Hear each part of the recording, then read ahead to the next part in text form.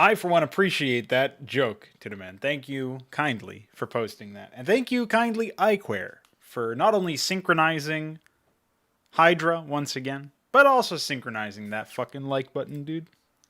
Much appreciated. Hope you guys are doing well. I certainly am doing well. I woke up today with some information that is quite important for HYDRA. Information that the desyncs have been fixed. Or more accurately, they've been worked around, which is fine by me. That being said, it does leave us in a bit of a predicament here on this mod stream. Because it means that we, I mean, what do you even do now that everything's working? Now that the patch is up and deployed?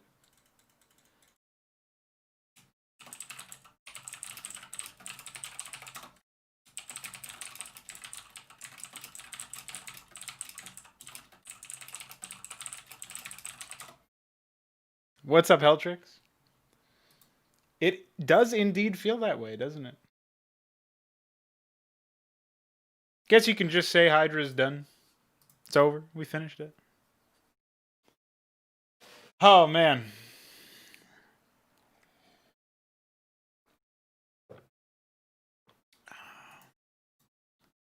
I mean, it's really iQuare's time to rest. Although, funnily enough, I was thanking iQuare for the fixes for finally resolving the desyncs. And he's like, so what should we do after that?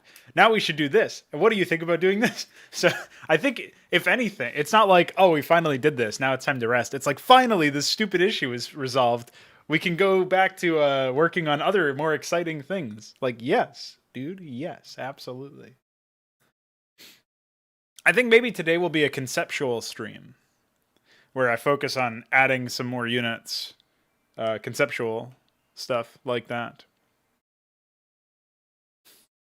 Listen, man, that's going to be pretty banging when the eggs are reworked.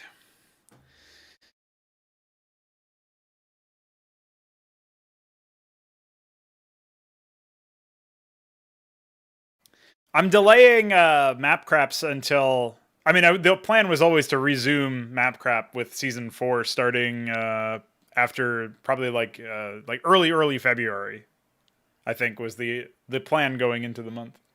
But I'm not 100% sure how I want to do that just yet.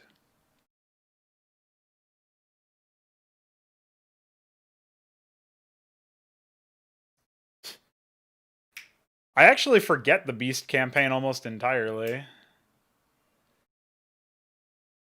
It seems so weird for them to go into Fallen immediately after the humans. I mean, I also don't mind organizing like a specialty Christmas crap, but I don't know. I guess we'll see. I was busy working on Balathal's map for a long time.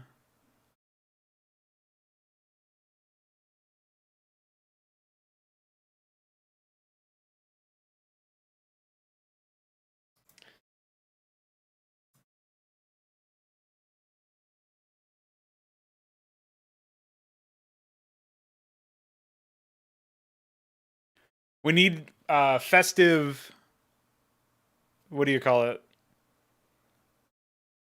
We need like Veek's festive Starcraft mod thing where he put Santa hats over all of the units, or I think it was just drones actually, and he turned minerals into presents and stuff.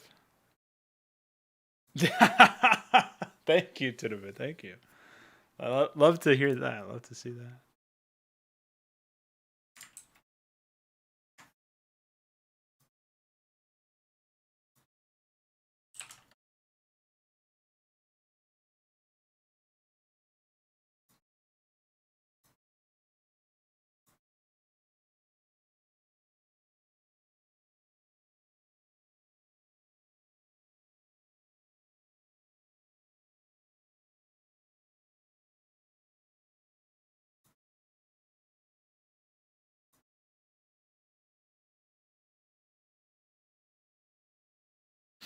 All right.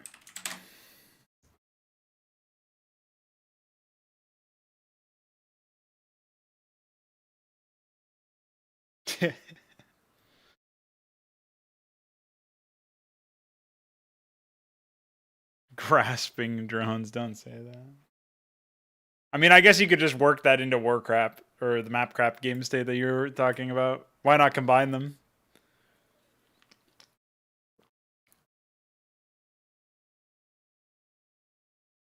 Exego crap.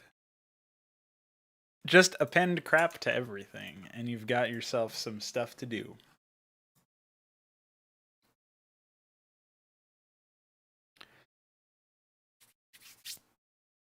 I think it's time to start doing some concept work for a Zerg evolution. A Queen evolution, specifically.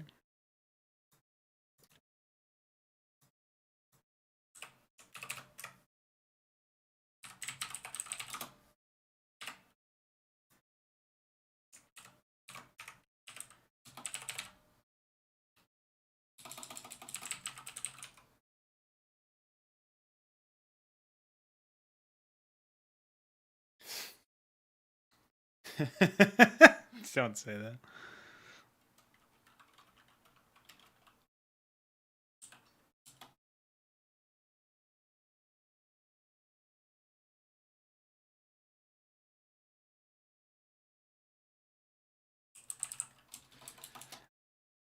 Should I be cringe enough to call the structure an orifice?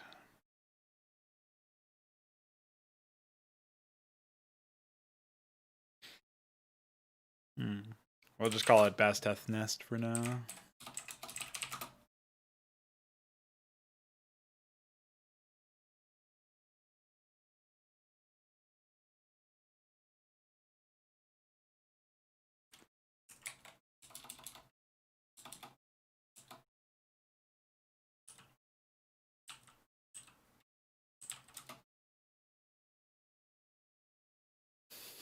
Yeah, dude, Zerg Borons.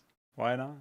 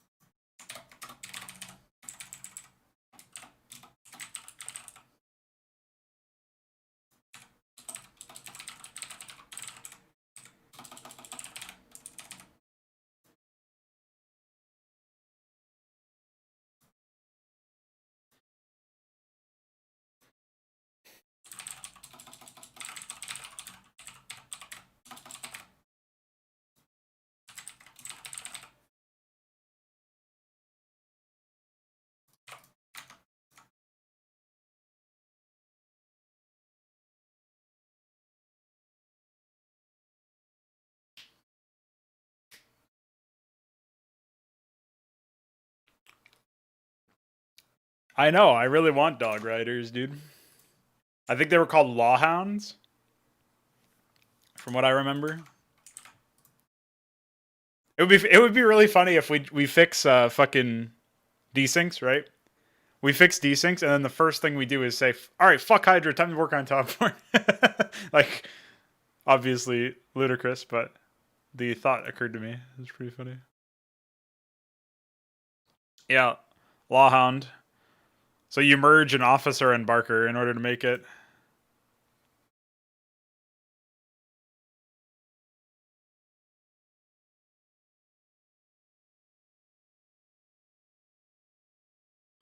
Oh, that is true, I guess. They are. I think those are the only two that don't fit it, right? It would be different if spawning. Well, Spire also unlocks Scourge, so I think it makes a bit more sense there. But if the spawning pool unlocked more than just a Zergling, then I think maybe it would make sense. In the vanilla game, it also unlocks Sunken Colonies and Lair and Hydra Den. But in Hydra, all it does is unlock Zerglings, and then it morphs into other things.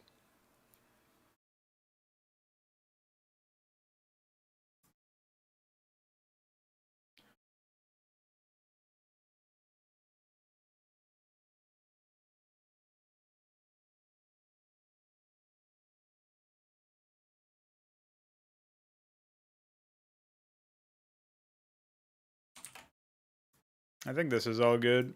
Suborder 1 is still correct, though, because the defiler exists over there. Okay.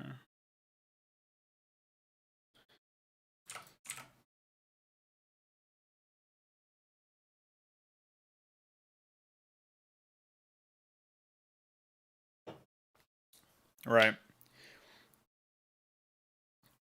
If anything, I would prefer to actually rename other units, like other structures, to be a little bit more free form, similar to Spawning Pool Inspire, because I kind of feel like it's weird and generic to just name the structure that unlocks the unit after that. But in Hydra, I guess it makes sense to be that straightforward because there's almost no other purpose other than, like it's not like they upgraded anything or whatever. So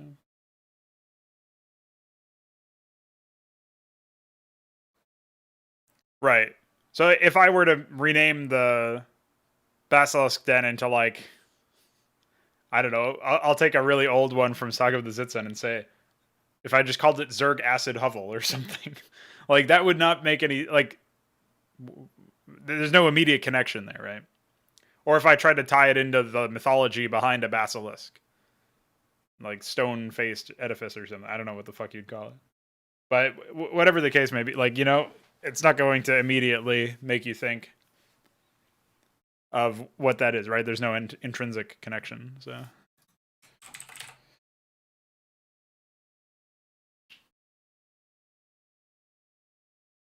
um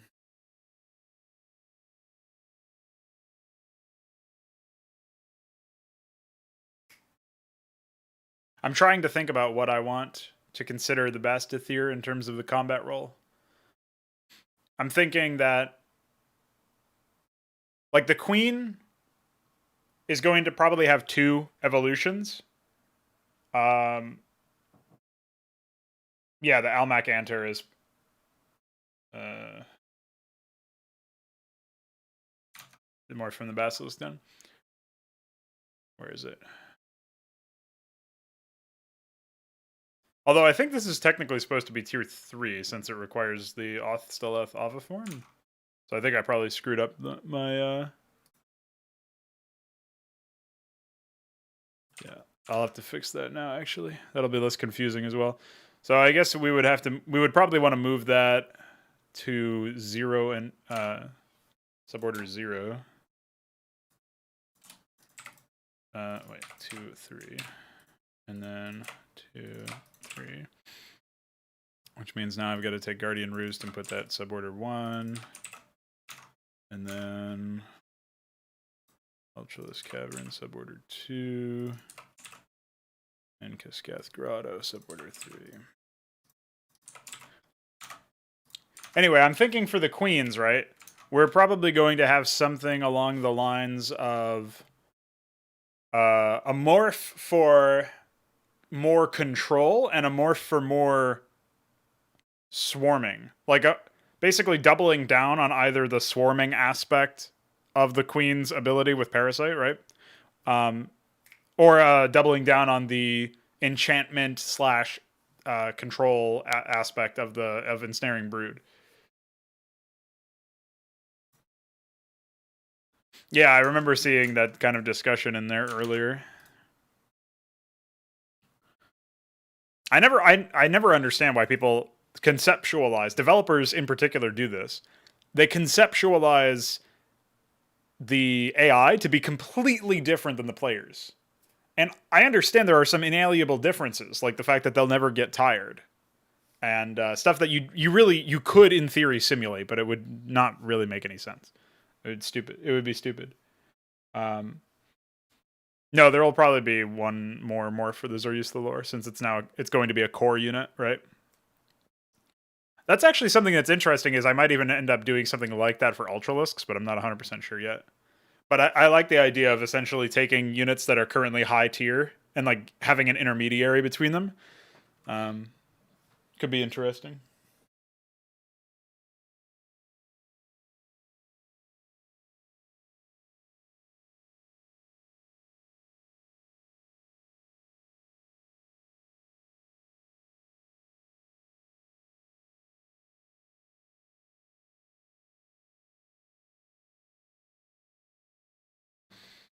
But yeah, what was I saying about AI and developers? I feel like the more the more I've decided to start thinking about AI as if they were just players with a specific kind of play style or a way of thinking about the game,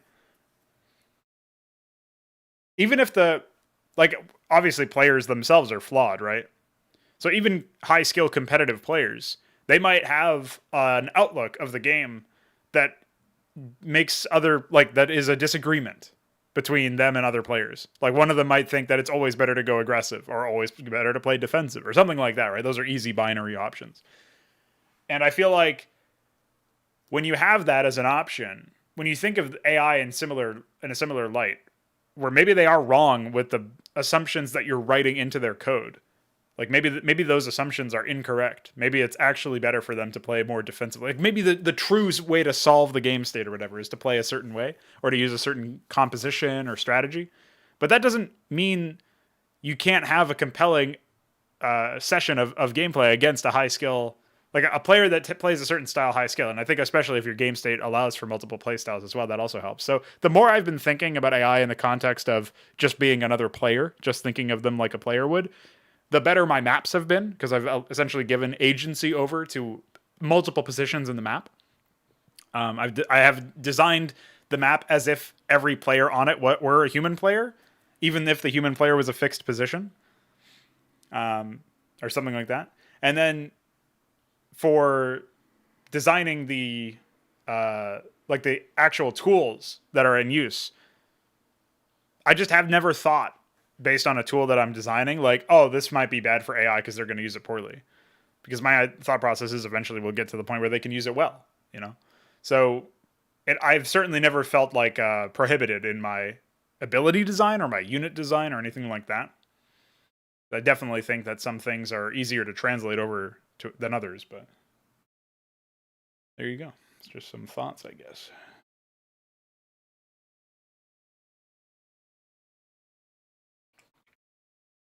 But yeah, I agree, Iquare. It's just something that should definitely be more frontal, I think. All right, so I'm trying to think back to some of my concepts that I never wrote down for potential stuff for the Bastathier. And when I was looking back at this earlier, because I was sending it to Iquare, there was this mock-up over here.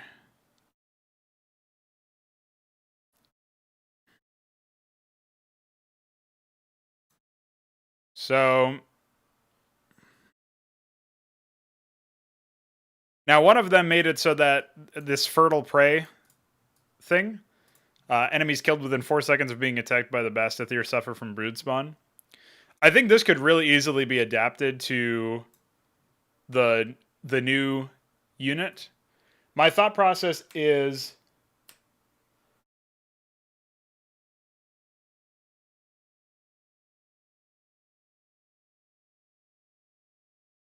we should probably have something to the effect of like maybe it like builds up stacks or something. And after a certain amount of stacks, the unit becomes parasited. Or the unit. Well, I'm not really sure. Stacks are hard to keep track of. So maybe this is a unit that just applies parasite with its attack.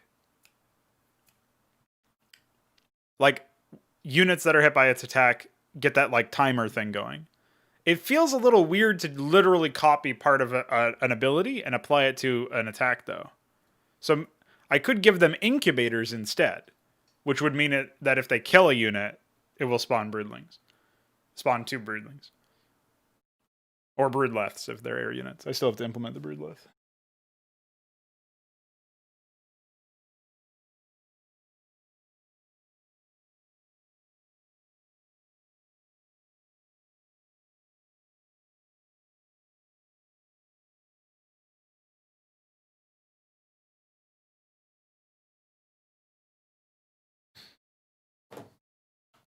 Yeah, unfortunately, Exigo was definitely rushed, is what it felt like.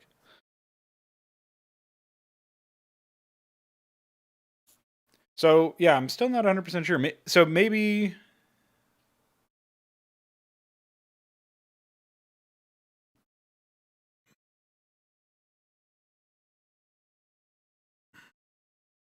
All right, we'll say...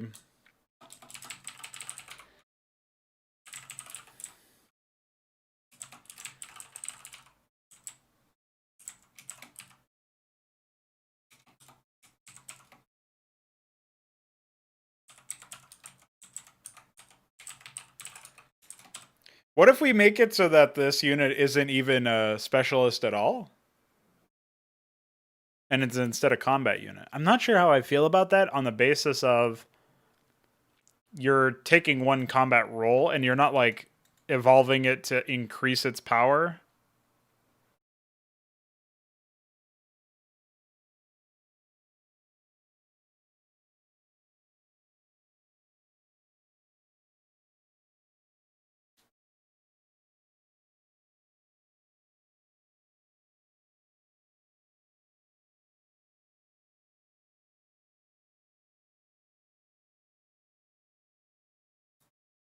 Yeah, I was thinking that we could make it so that they're a unit that has the brood, like the incubators passive. And it'll be, so it would be a... Dude, honestly, I kind of want to buck the trend with this unit. I want to go crazy just to see if this is an experiment worth taking. I want to have an air unit that morphs into a ground unit. I have a placeholder graphic, yeah. I'm not sure if it'll work out or not. It's not really what I wanted it to be, so I was going to go back to looking for stuff.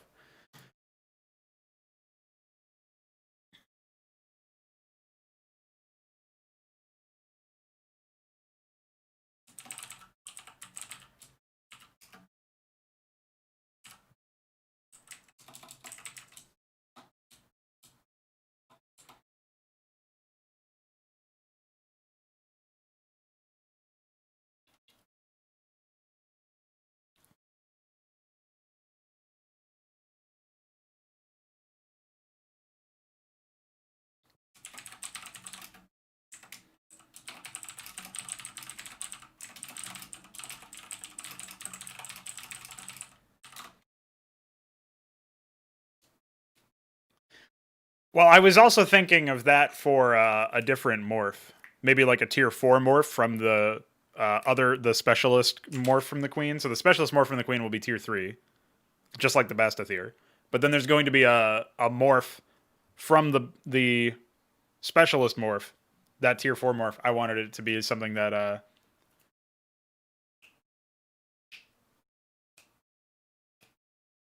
I'm actually not sure what I want that to do. Oh, that's the one. There's going to be one that can capture organic units and infest them, but I'm not sure which one that will be.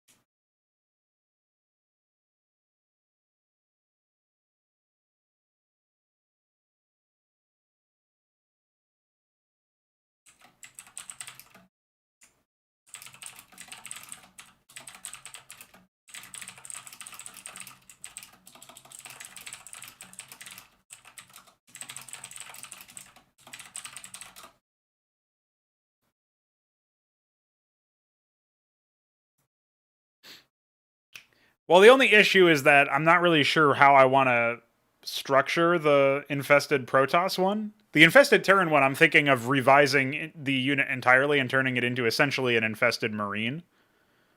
But the problem there is, like, that kind of makes sense if it's a Marine or a Madcap that you're capturing. So what I think I'll do instead of worrying about any of this shit, I think I'm just going to make it so that when you infest a unit, similar to the infesting buildings, there is no change to the unit's behaviors beyond getting... it'll switch over to using Zerg upgrades for Carapace and attacks, and it will also regenerate health over time. But it's not going to dramatically change with stats. It's just basically going to get some advanced stat flags and upgrade changes, right? That's it. And I think that will be much better, actually. So, yeah, Bastathir is a mutation of the Queen. Yeah, I don't think that exploding ends make any sense. Like, I never really liked them on it. Like, this sounds like psychotic because I always scream about them every time I see them and get very excited. But I honestly don't think that they add that much. Yeah, the Bastathir is a combat unit, so even though I have specialist here, that's not really going to be the case. Oh, I'm probably going to work in the. Uh, I'm going to work in a similar behavior to the Phobos.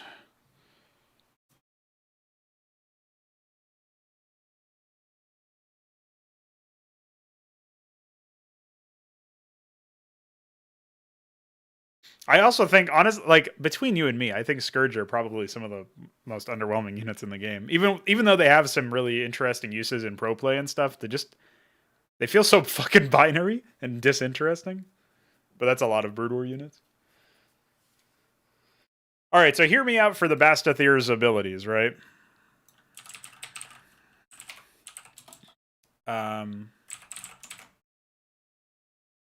Well, in this case, the Bastathir probably needs to be changed. I think I'll change it to Bastaleth.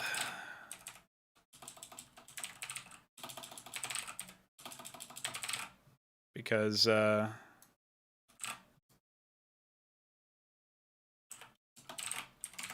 it's got that ranged thing going on.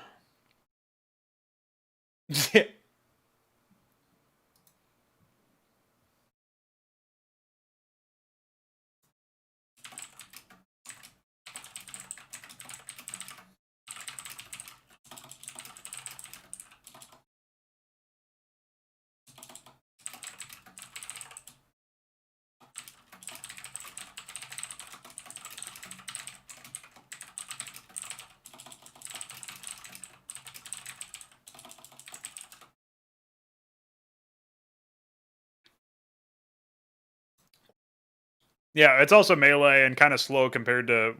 Well, it's not really slow, I guess, but it's very weak individually, very expensive. It feels like either you're going to hit connections with it and it'll pay for itself, or you won't, and then you're out a fuck ton of gas. So there's a lot of counterplay to it, actually, because of the way that Brood War is. But it feels like an investment in a feast or famine mechanic, if that makes sense.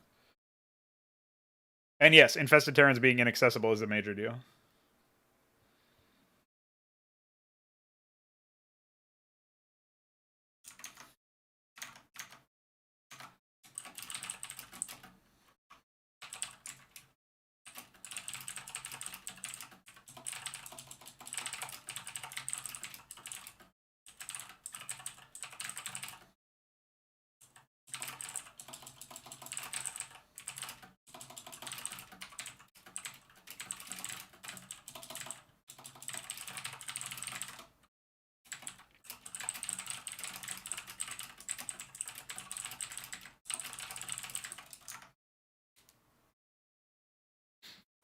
Well, they're very good against Zerg right now because I think you only need one of them to pop an Overlord after the changes. Let me. Oh, I know. It's 125, not 225. So you.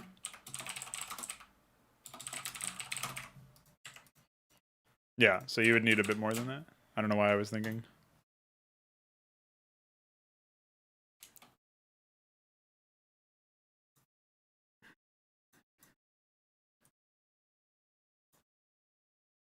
Okay. Let's change the costs here.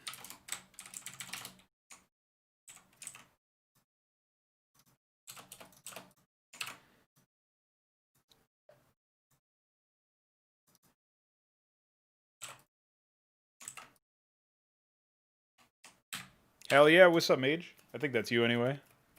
Everything is epic. How are you doing, dude?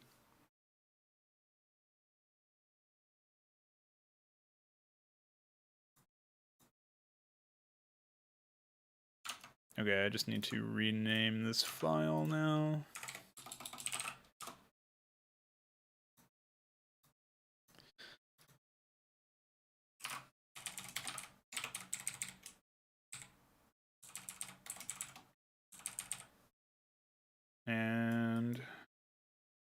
Oh, there's a bug right now where Gorgoleths can't be morphed if you're at the supply cap. Oh, I'll need to spawn like...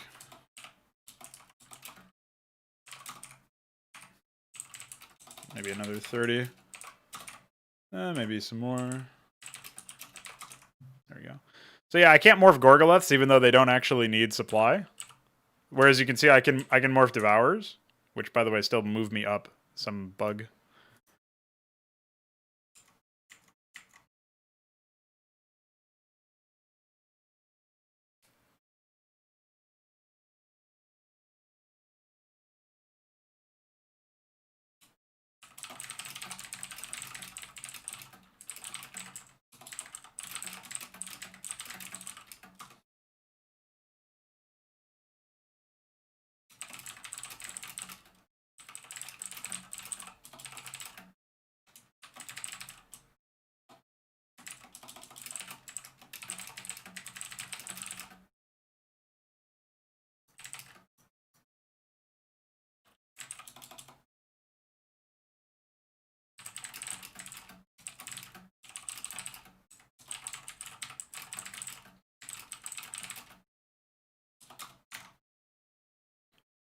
So I'm not sure what causes this bug.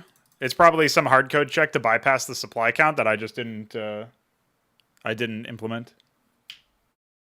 Yeah, I've had my hair long since sophomore year of high school, which was 2010. So 10 years now, actually. I did not make any of these new units. We've got one new, completely new graphic from DF, the medbay.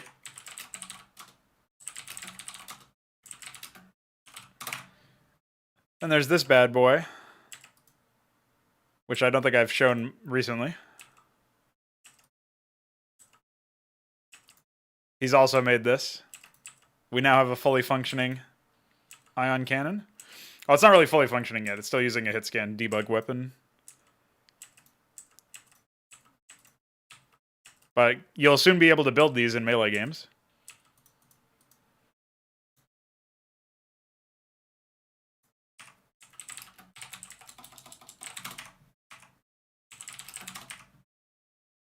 Brutalized.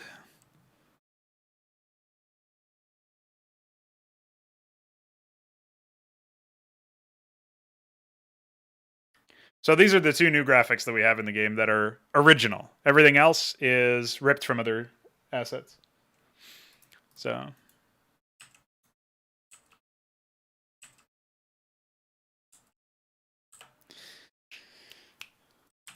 I don't know what the dimensional portal is or what nidal transfusion you're talking about.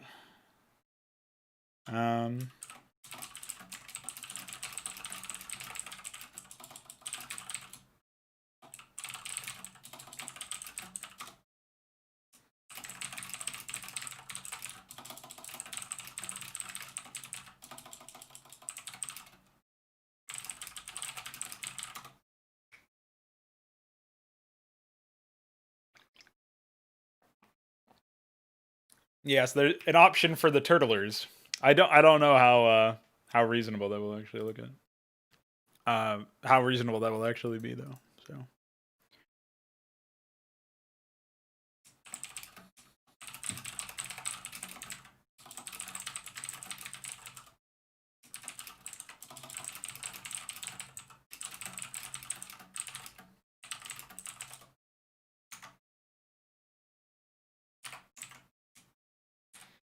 All right, so I'm thinking this is probably fine.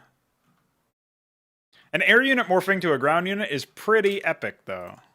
And by epic, I mean may not work out at all. We're going to have a check to make sure that the unit can actually be morphed in a position where it has space to spawn. So it'll have to get the surrounding area and make sure that the air unit is over enough pathable terrain for the, I guess at least for the egg, but also for the unit that it's trying to morph to. So that'll have to be our own custom function. But hopefully that's not too difficult to implement. I don't actually know if the process of like clicking the morph button is even hooked or not.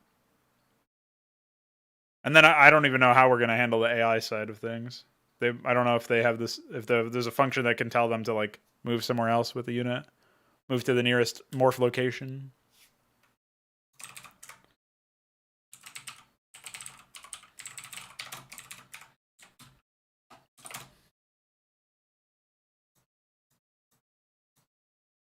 So we'll say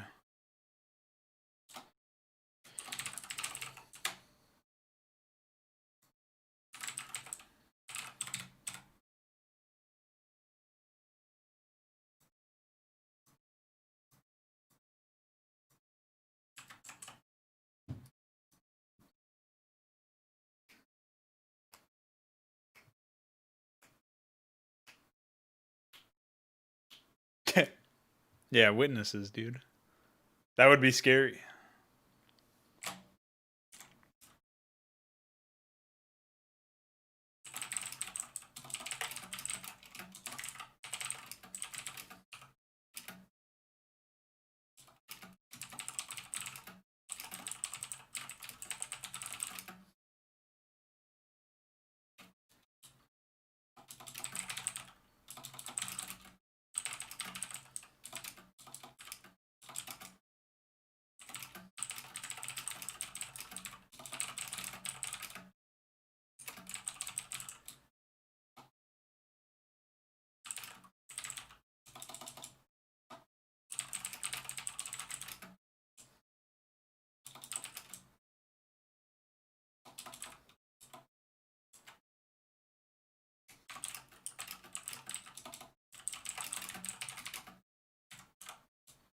Trying to figure out how to word this correctly.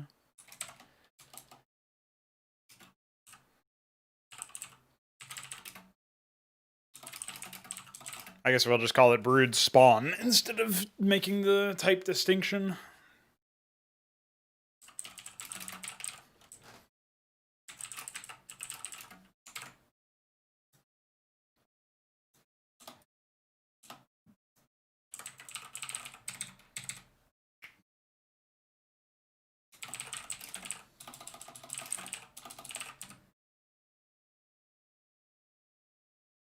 Well, thank you kindly.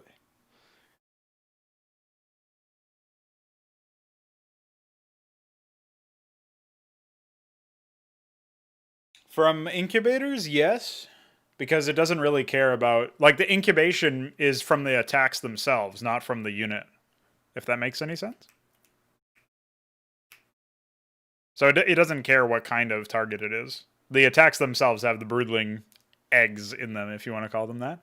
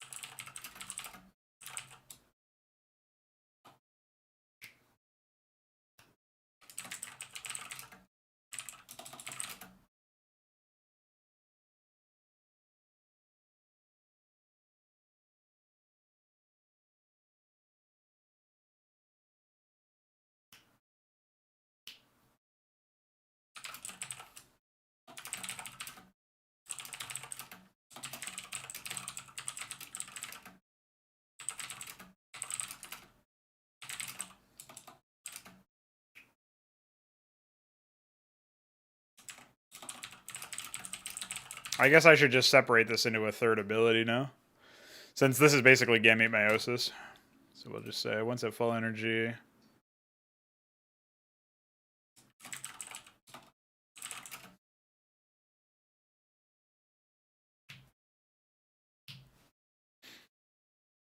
Maybe instead of this being like the Phobos, it should just be a toggleable effect, but that feels like it's weird. I don't know.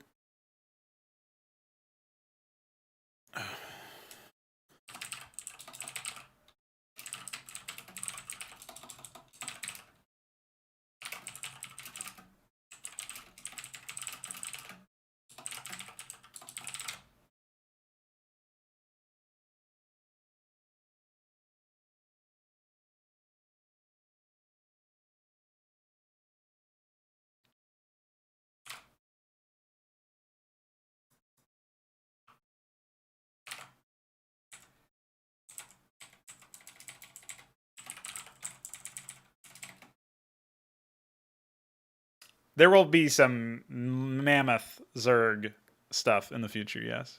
I mean, the Cathrostalisk is kind of like that, right? That's the idea behind it in a way, is to have this thing that's bigger than structures, but it's a ground unit. There's going to be stuff like that for all races in general, is large air and ground units. I mean, you remember the original unit, the unit that was originally called Penumbra was actually this essentially a floating space station, but it was a very ambitious idea because of occlusion. Like, you wouldn't be able to actually see units underneath it, which was my main concern.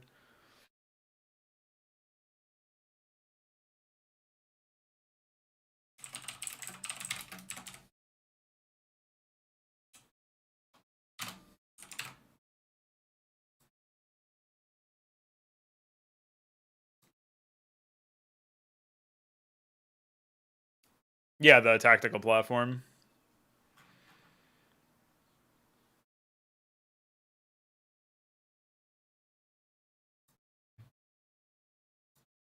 So this isn't really a passive if it's an active ability. So I think we will rename this and call this one that. And go back to the Bastoleth, call it. Although, okay, maybe instead of worrying about that though, I actually think if we're gonna go forward with this active ability that switches, they probably don't need a passive, or at least they don't need this passive. The fact that they would passively have incubators on top of being able to apply parasite feels weird. And incubators being an on-kill effect is weird anyway. I wanted to move away from on-kill effects.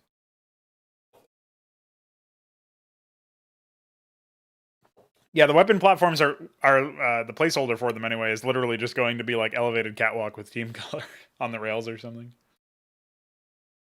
So, all right.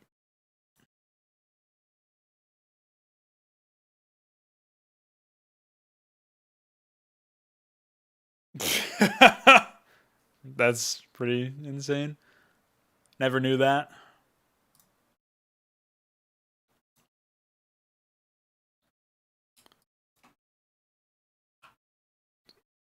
Let's call it that for now.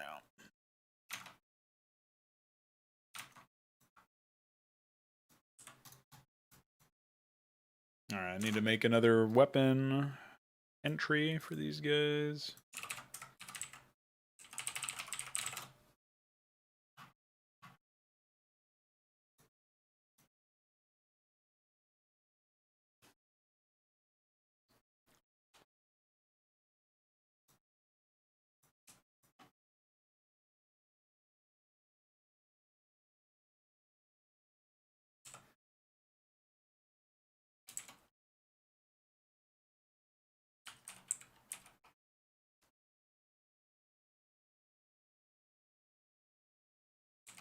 Yeah, I don't really like that wood even exists, to be completely honest.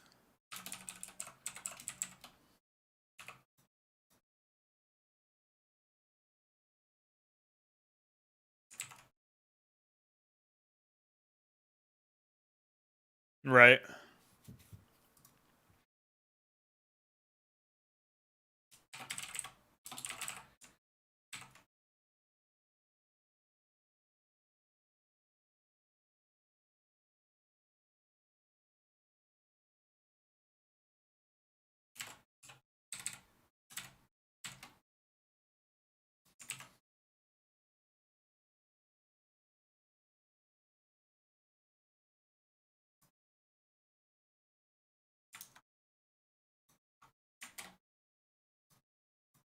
Oh yeah, and I need to go into the queen unit entry and add a link for it, as well as a queen nest.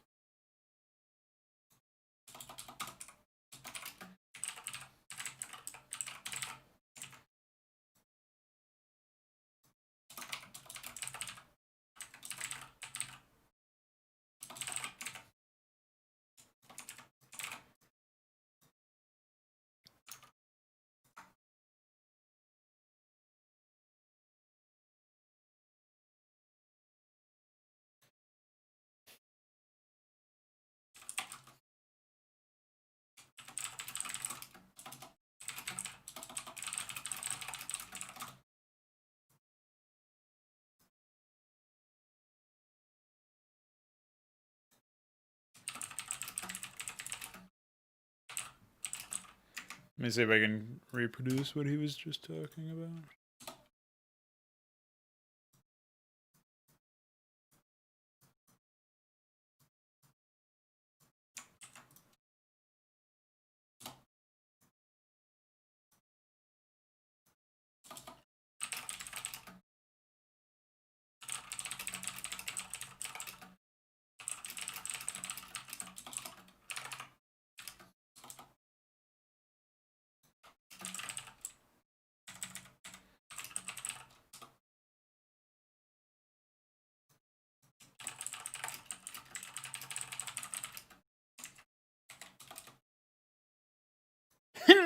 What's up, DF?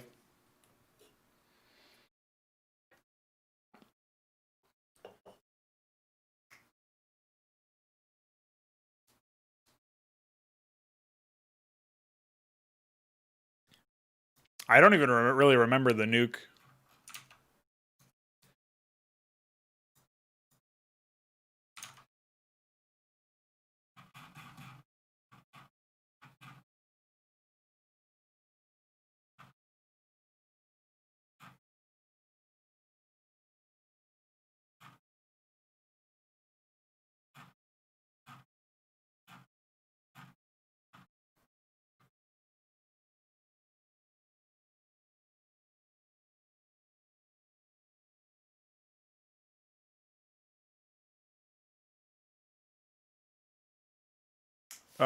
Apparently I already have something that's in the exe. Let me take a look at what it actually is.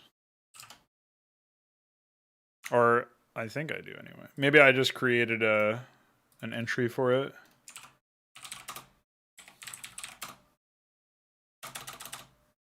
Why does that make a sound?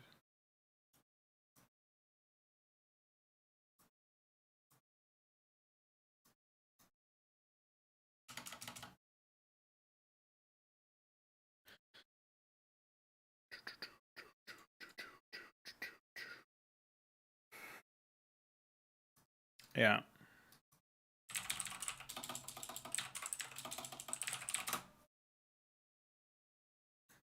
So it does exist. Currently using GRP ID 1054, which is...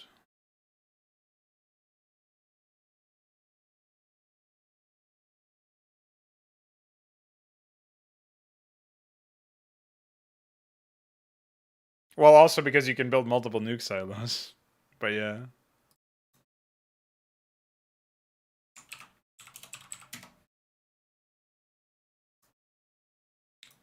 Oh, I guess currently it's using the exemplar weapon as a placeholder. Anyway, yeah, I can tell you exactly which one I was thinking of using, though.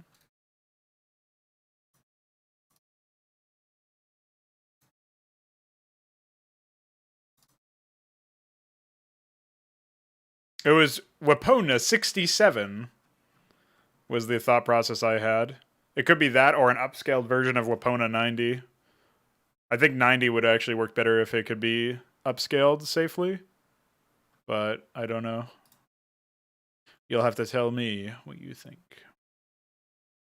So I'll write this. I'll put this in our DMs just so that it's easier to know.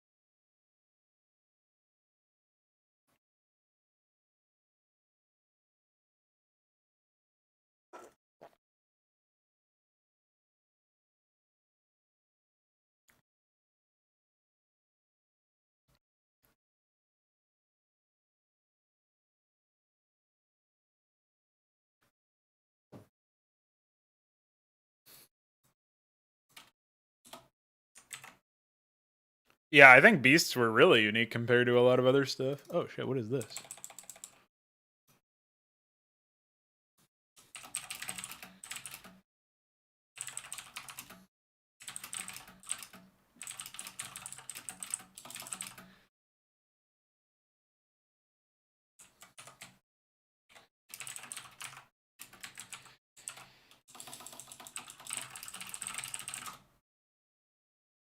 Epic.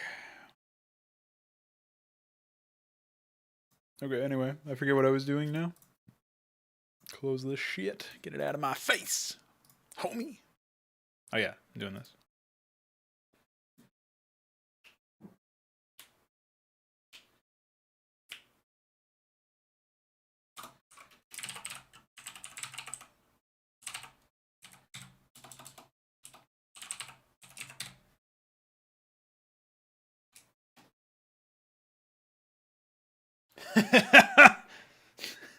Yeah, it's avant-garde, that's for sure.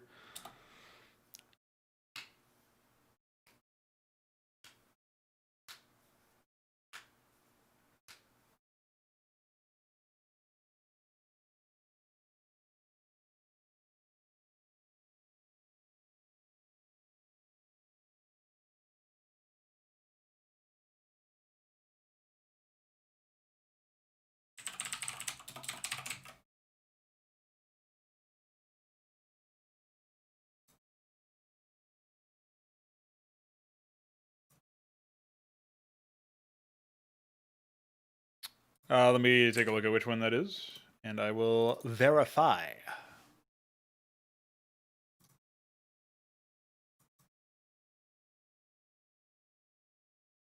Yeah, Weapon 08 was thought as potentially being useful for... Wait, isn't that... Oh yeah, 53 is what we use for the Phobos. So I'm going to use this laser for something else from the Terran Arsenal.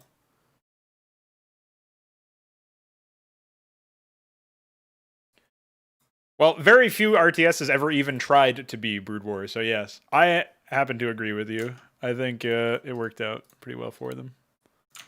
And I really wish that I had seen more from them.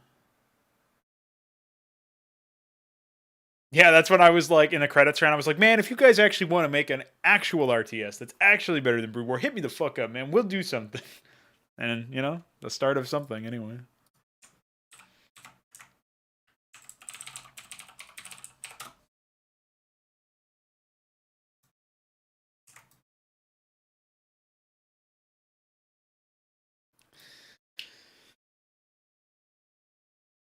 Thinking about renaming Gorgoleth to Gorgorokor.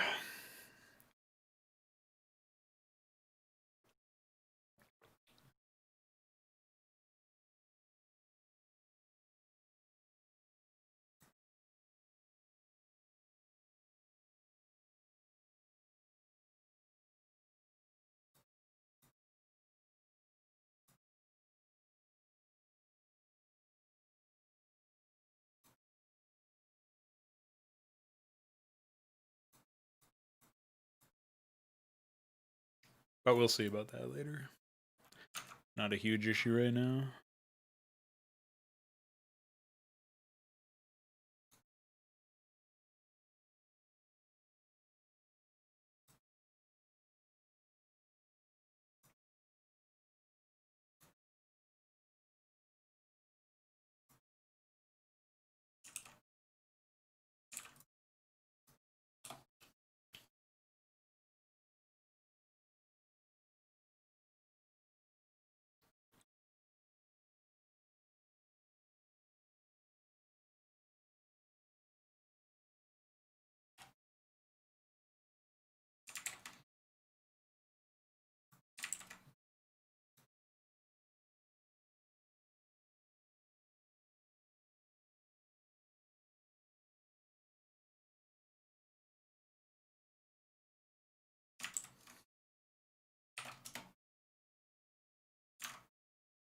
I'm gonna stuff that over there for now.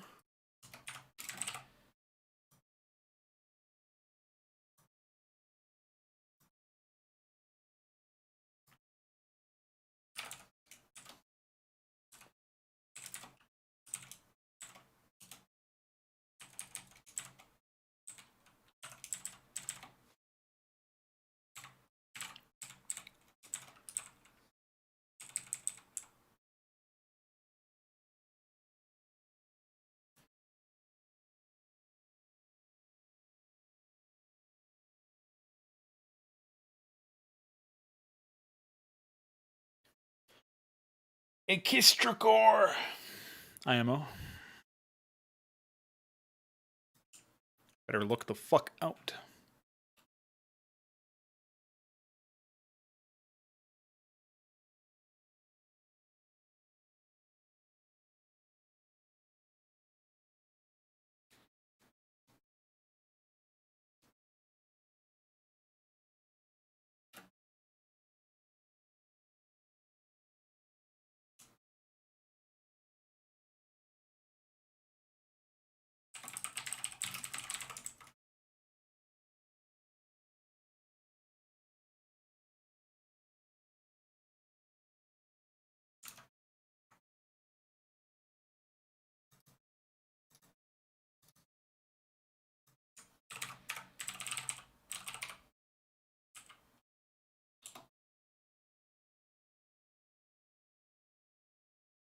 Yeah, you might have to do some manual adjustments, unfortunately. And then after that, you can go, take that, Five Nations idiots. You know what I mean?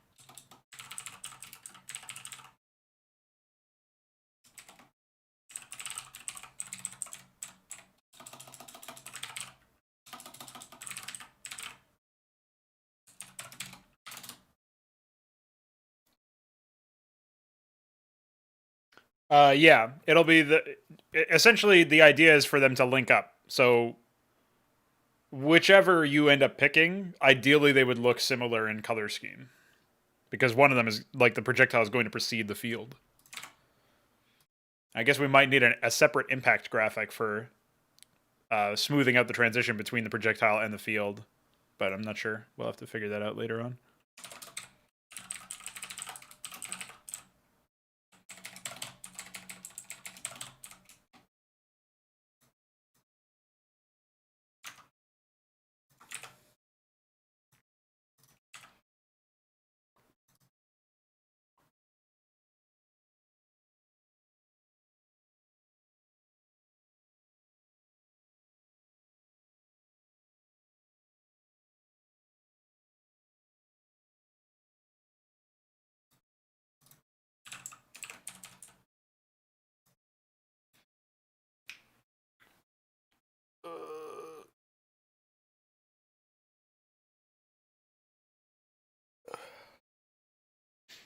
Dude, now we have 3 Zerg units that start with A. Epic.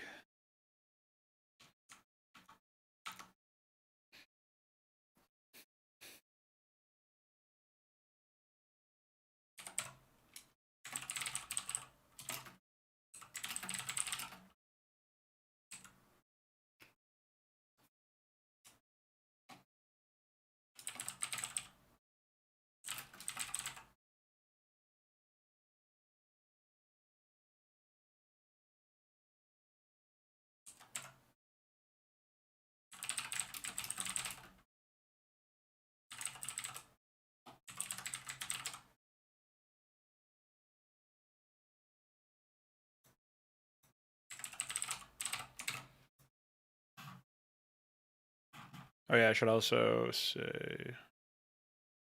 Well, there's no activation cost for that.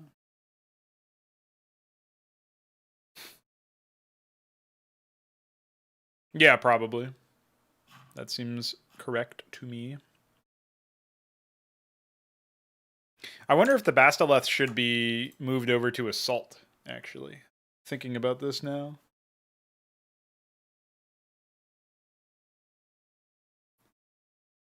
Or maybe Swarm, because of the swarming potential, but I'm not sure.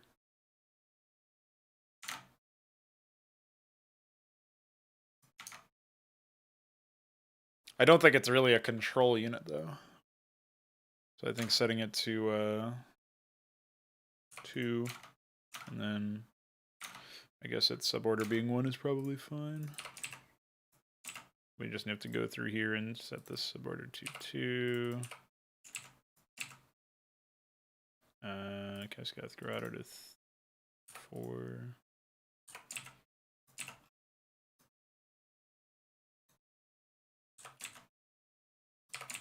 Okay.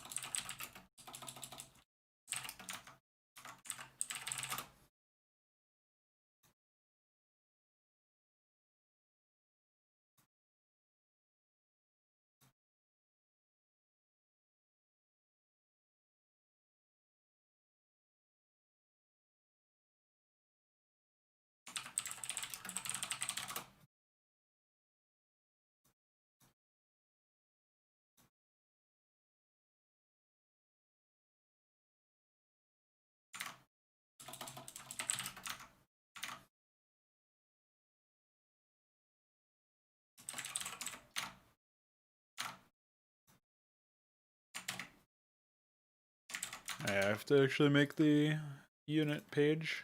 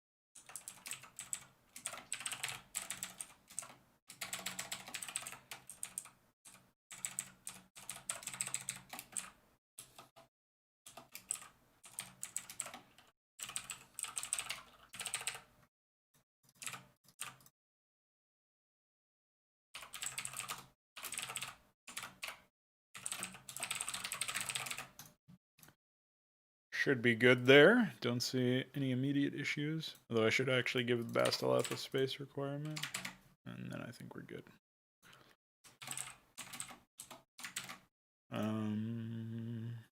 Did I actually put that in the Queen section? Oh, yeah, but I need to do this here too. Zerg, Aegis, Nest. What? There was something else that I felt like I needed to do for before deploying this or sending this, but don't remember what it was. Oh, I think it's for Broodleth and Broodling to also say Zerg, Basteleth.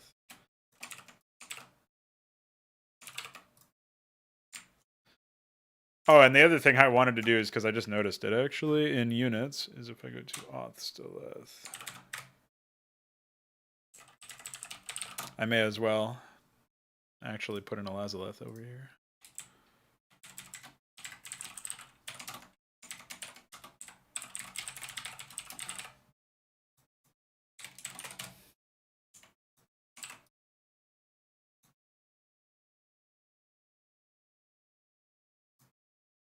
I feel like... Oh, it is only 40 or 400. All right, I guess we would do...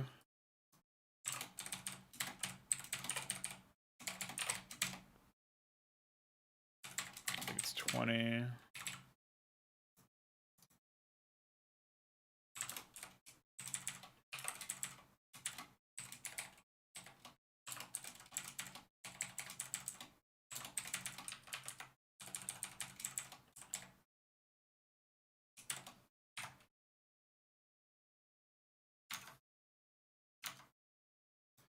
Well, that's definitely wrong. I know the Ireleth provides 12 supply.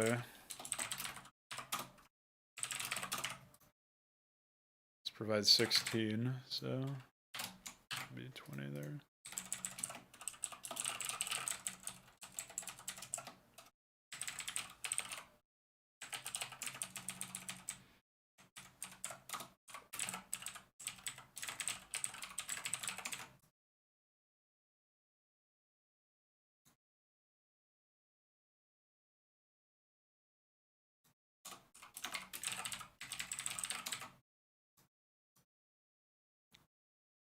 And then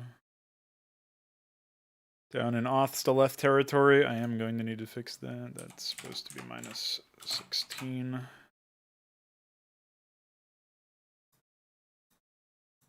It's minus 12.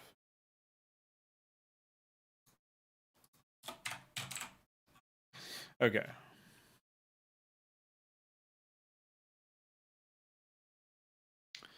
Jumping over to the HYDRA. Okay, we have that set up there. Hive is fine too. Okay. So then I just need to set up the ability.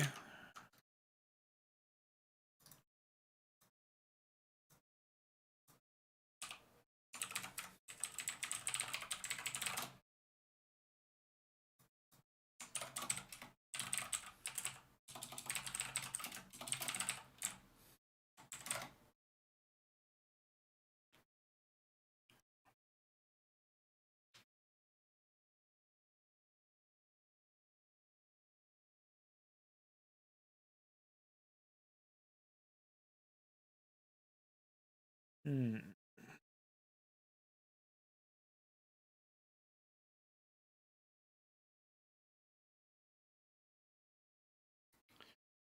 $66 should be G-Fire, actually, because it's more like the phlegm stuff. 65 is probably fine in O-Fire.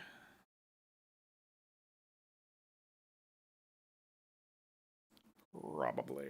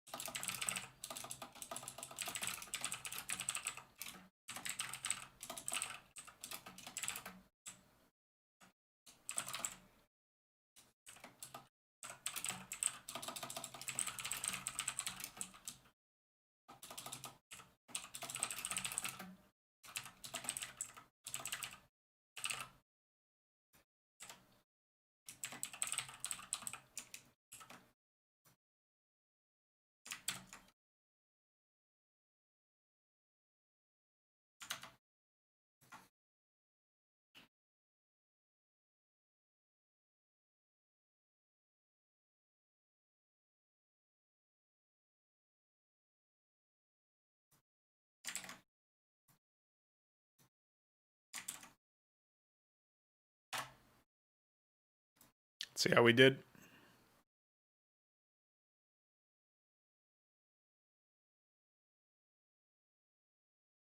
So the Achis nest, HYDRA. Oh, I never gave a description to the Bastoleth Classic. But the Almaxoleth is in the right spot, it looks like.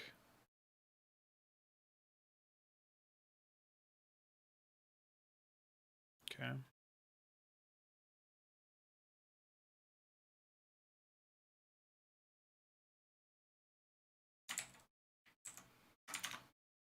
Thinking I misspelled something.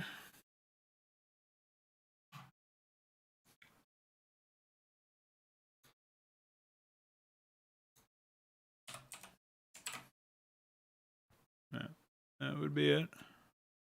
And then the other thing to fix was the Bastoleth.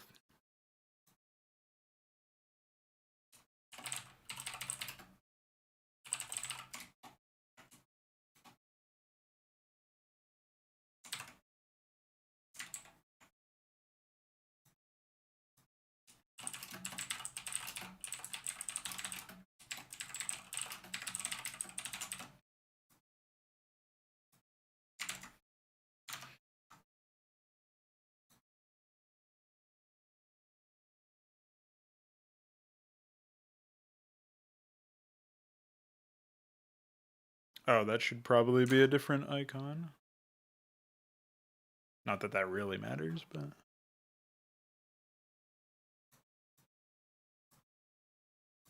What do we got for icons that might work better for that?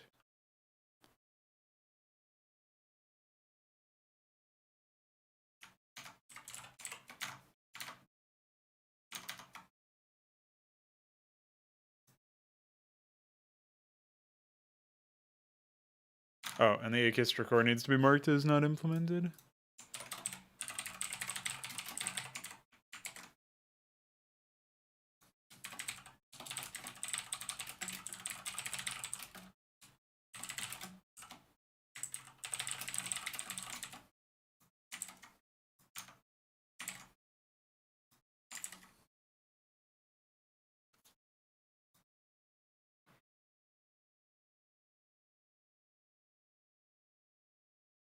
Hey, what's going on, Alexander?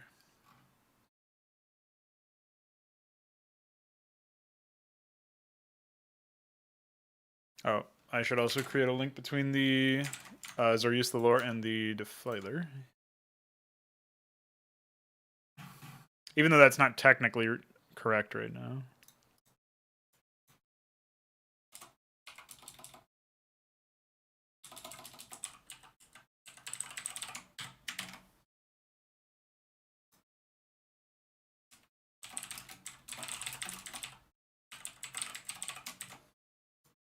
But it probably will be pretty soon, so...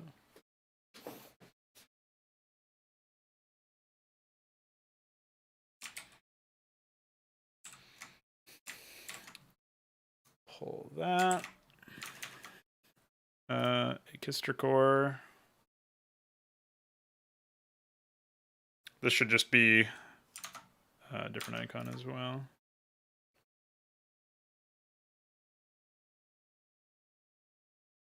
Maybe 377.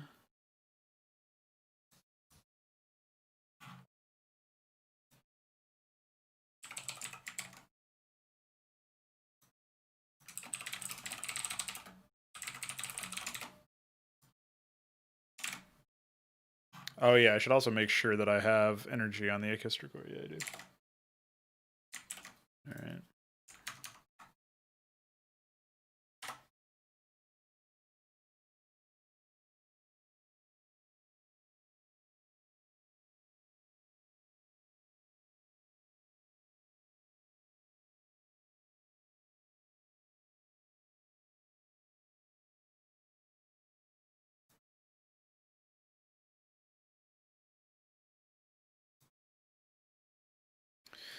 So for the Authsteleth Ava form, I now have to create links for enabling all of this other stuff. So we'll say Almac enter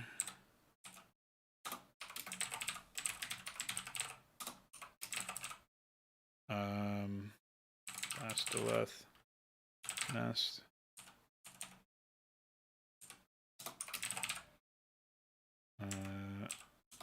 Acus nest. I think that's everything. So.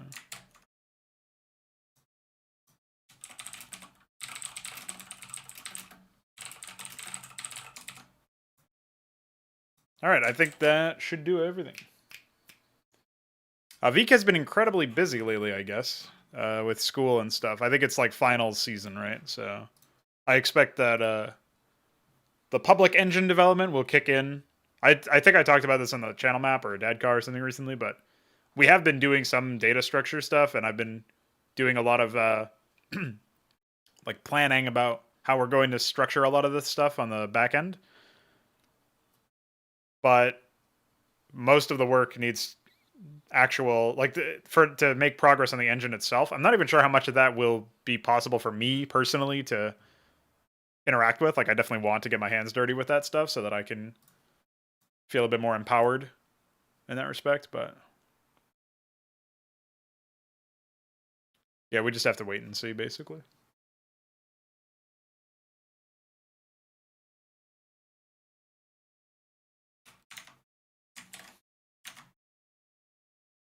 Let's check back in with the server.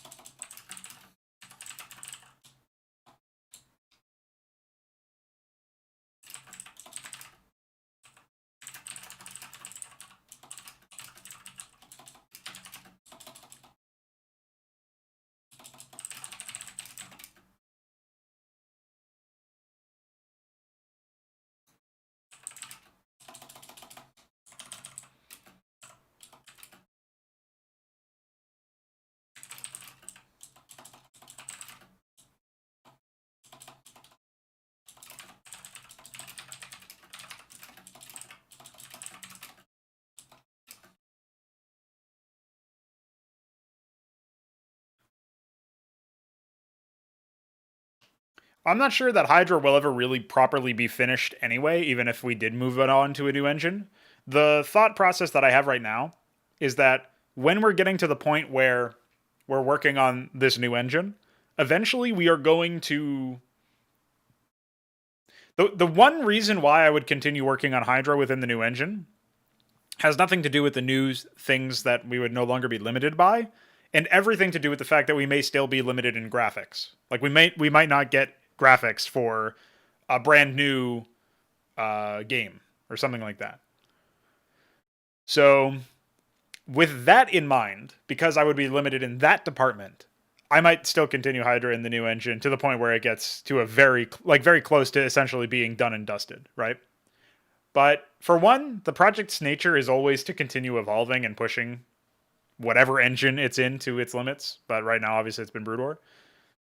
For another, assuming we do get we secure some stuff and move past the limitation of not having new graphics at the ready all the time.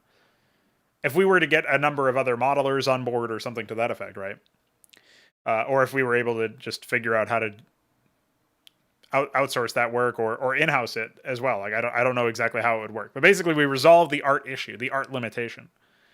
If that happens, then I'm more liable to immediately start putting together a giant plan for a brand new RTS game instead of worrying about fucking continuing to develop a mod for Brood War, basically. Because even when it's in the new engine, Hydra would still end up feeling like, to me, like the essentially the project is a mod for Brood War. It's a total conversion, reimagining, overhaul of Brood War. But no matter the scale, it's still linked to Brood War. It still has Terran, Zerg, and Protoss.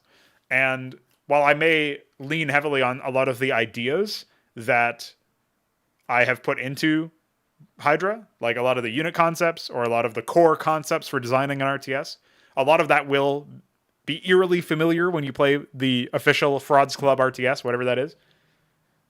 That will still, like, in order to separate it out and for me to feel like it is my own RTS, I would need to have a brand new setting and brand new races and brand new art for those races, right? I can do everything other than the art and obviously some of the engine development itself. Like once we have the engine and we're no longer limited on a code-based level, I can do anything I want besides the art. And there's just not enough time in a day or in a lifetime, really, to put together to essentially learn how at a high enough level to satisfy my personal quality standard to do every single thing that's part of a game development, right? Which is one of the reasons why I'm so grateful that there are people willing to go that extra mile for me. DF willing to do the art in many respects. Pretty much all of the art has been through DF or myself, but if I'm just kit bashing shit, really. I'm very grateful that Veek and Iquare are willing to help me with the code-based stuff. And I'm very grateful that people are willing to help test. And just, like, even though they're playing the game to have fun when we do these fraud nights and stuff, that's still, like, testing and valuable feedback and all that shit. So I certainly can't do everything myself. It doesn't seem reasonable, especially since I don't just want to work on game development. It's not financially solvent for me to work on just game development forever. So I need to also make time for the CSGO content that I'm doing and the esports stuff and the other things that I just have interests in doing, like making other videos on this channel, reviewing games and stuff. So that's more or less been what my thought process has been. As far as how long I'll maintain working within Brood War, that is anybody's guess. And it really depends on how fast we move along with the engine development once Veek is back in action with no worry about finals and stuff. And yes, I am essentially, like, I don't have fuck tons of money lying around to hand out to people. Otherwise, I would have absolutely no problem already, I mean, this is more of a private thing, but I did offer money, compensation to DF when I came into some money more recently, right? So it's like, it's not a problem of not wanting to. It's just usually I don't have access to a large number of, like, disposable income in that way. That and until it gets to the point where we're somehow funding this operation with game sales, perhaps, then I could actually start to pay people out for the work that they've already done, like Iquare, Veek, DF, obviously, to some extent, like Balethal for some music and whatnot, and his own set of programming and stuff. All sorts of shit. So I basically have to sell people on the idea of the project. They have to be motivated. They have to be epic. They have to really want to do this. I've got to sell people on that connection. They've got to play it and be like, "Holy shit, this is awesome!" And it would be even more awesome if I could contribute. I could improve this awesome project to make it even more awesome than it already is. I've got to get them to buy into the vision, and it's a lot easier when you have something to show them. But, even under those circumstances too, and this is not, again, I have no problem actually paying out for services rendered, assuming I have the disposable income to do that. But I do wonder if you don't first sell them on the idea and get them to buy into the conviction, right? I wonder if you would really get the same quality work. At that point, it's much more up to the artist, right? It's up to them to bring their A game if they are not personally invested in the work, right? Like in a perfect world or in an ideal world that's even achievable, right? I would say that all of us get enough money to continue doing what we're doing and living our lives, and that's what our salaries are. Like our salaries are just allowing us to continue doing this work. And you know, that's at least that's for me. Like that's all I need. As long as I can keep the roof over my head, the bills paid, food in the fridge, and all that shit, and you know, occasionally splurge out or whatever, if necessary. But like some creature comforts or whatever. But I don't even need that much. Like I don't actually need any of that. I can go by on whatever the quote unquote bare minimum is. That would be totally fine with me. If I was able to do that for an indeterminate amount of time, I would eventually complete like all these projects. So it's really just about that for me. And if like that's because I've bought into my own vision, obviously. Like that's because I'm motivated external or internally. I've got that internal motivation to work in the projects. So if we could do that, that would be epic. But I don't have the money to pay people. And I do think that if I came to them with money first, instead of coming to them with a vision and getting them to buy into the vision without the money even being there. I'm not saying that that's like the morally correct thing to do, because again, you should, I do think that people should be paid for, like they should be compensated for high quality work, right? But I do wonder about the results that I would get. Like I would need to know that in addition to them being motivated by the paycheck, I would actually just say like again, that's why I conceptualize it like the paycheck or the salary is like allowing you to continue doing what you enjoy doing. And the reward for doing what you enjoy doing is the end result of what you enjoy doing and all that other shit. So that's really like the reward for me is like putting the content out there. Be it the CSGO stuff that you're referencing with that interview reference, or the Brood War stuff, or the main channel content like the gaming stuff.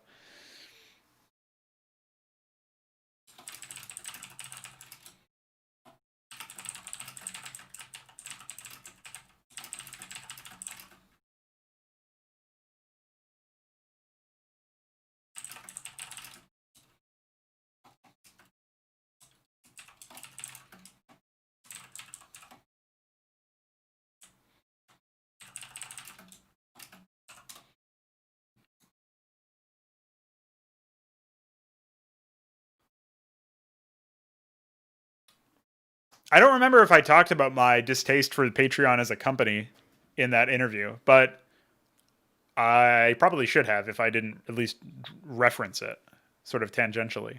Um, However, I also have realized that it's kind of weird to make moral arguments like that when well, okay, I guess the difference is like if we want to get super fucking technical to a point where it's not even very helpful, we could say that nobody needs computers, so we don't need to continue buying electronics that are fashioned from Chinese slave labor or whatever. You know, like obviously we don't need that.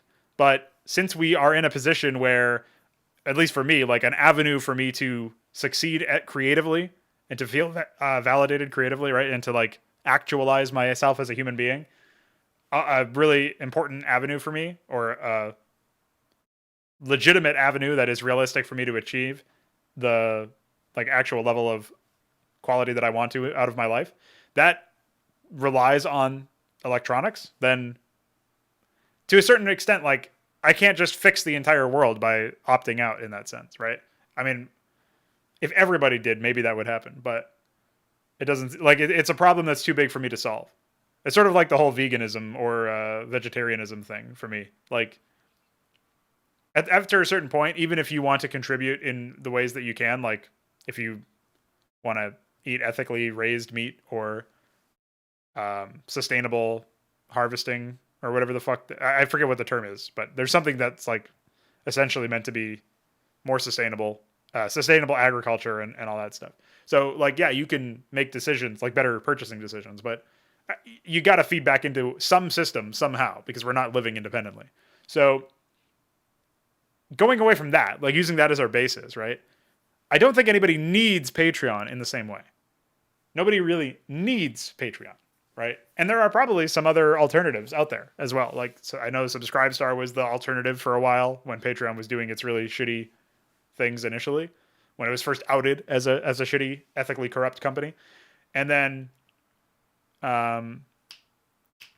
what do you call it? There's like Coffee and some others. I would just say the main issue here is that literally every tech company of any size is ethically corrupt. I'm using YouTube and Twitch right now, both of which are provably ethically corrupt. And at the very, like, the most charitable interpretation you can say is that they're confused and incompetent. You certainly can't say that they're, like, maybe you can say that they're good intentioned even, but you can't say that they're having a positive impact on the world.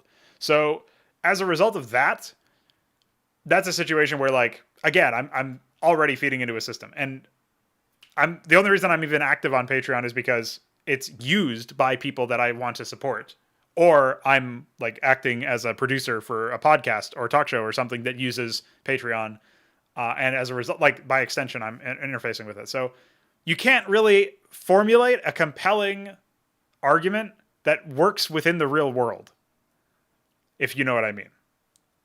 That's I think my main issue is I can't come up with a proper way to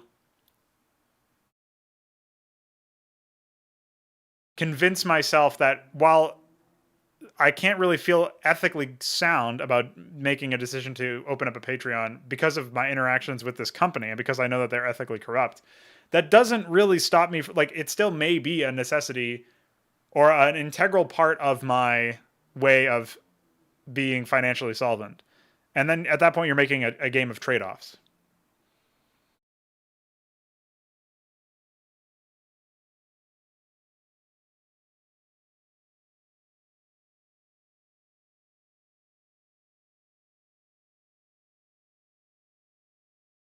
Yeah, PayPal and Venmo are also, I guess, like more direct, and probably there's less like takes or whatever, less, what do you call it? The percentage is different. Yeah. Okay, I like Tideman's plan, actually.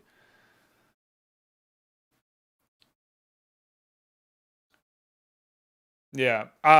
What Alexander is referencing is like there's an interview I did with Scriv, which I guess I can search up real quick because don't mind promoting his content anyway, especially since it involves me. If I can go back to my feed here.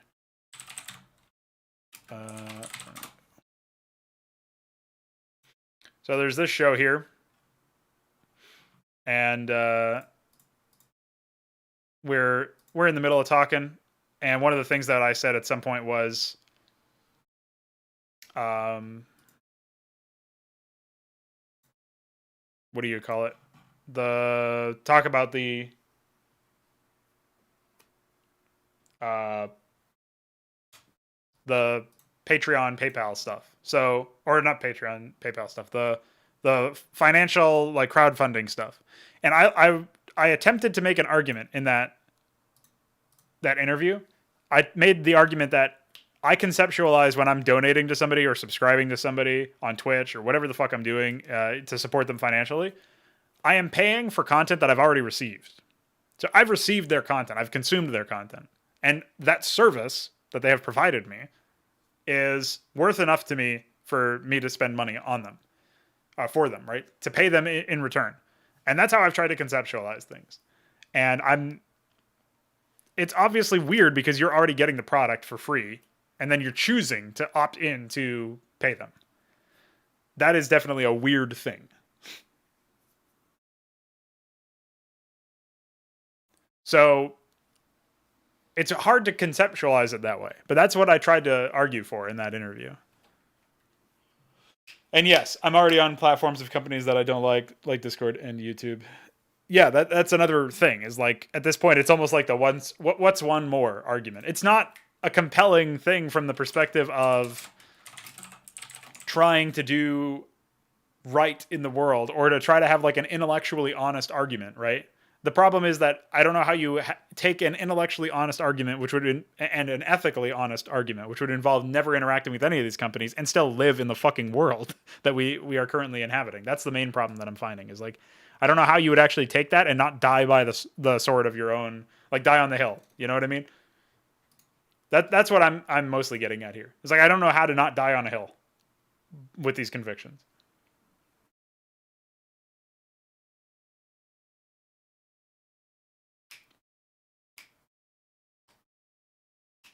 But yeah, anyway, I think if you're thinking of it more like you've appreciated content that this person has put out, you're spending money on them for that reason. Like you're paying for the content that you've already consumed. I'm not going to say it makes it easier because that's not really the point. I don't know that making it easier is like the correct way to go about describing it.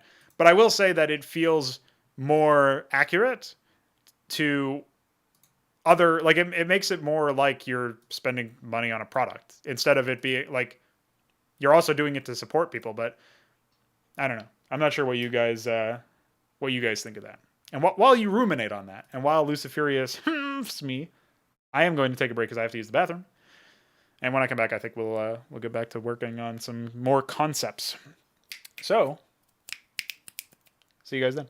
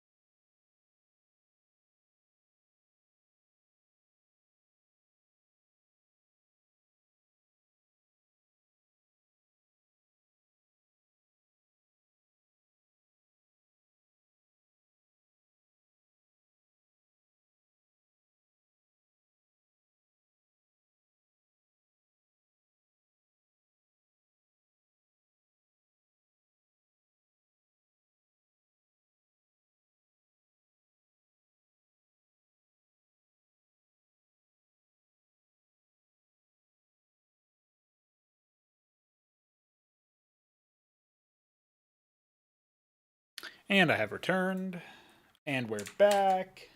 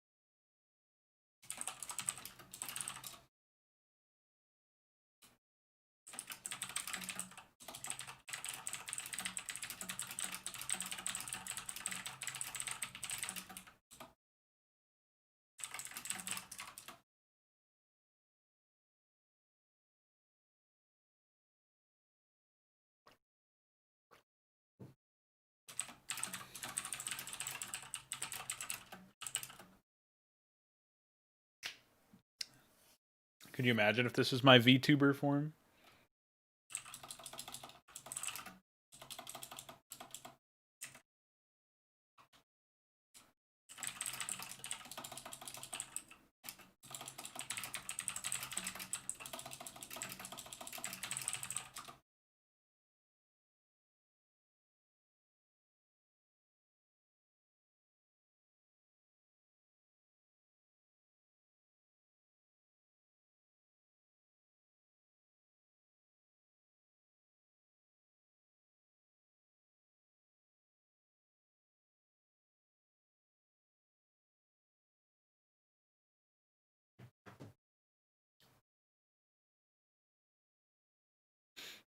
This Cyberpunk thing has really been a fucking disaster, I'll tell you that much.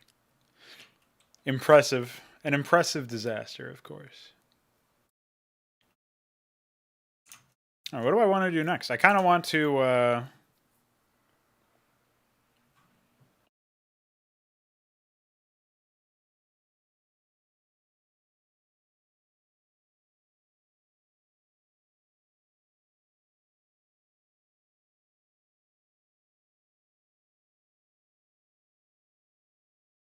kind of thinking about a Vorvaling morph, but not sure, actually.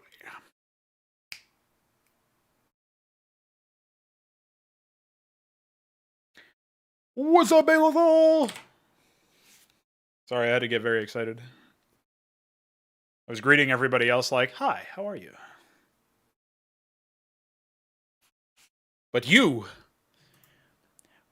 There's that immortal Mesk sound clip where he goes, why is it you? Hope that guy's doing okay.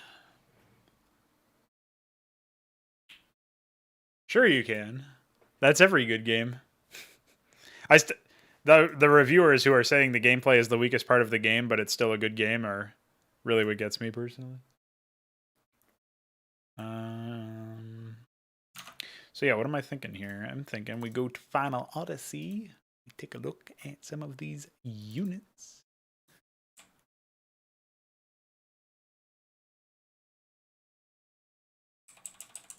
Dude, look at this fucking guy. Look at this man!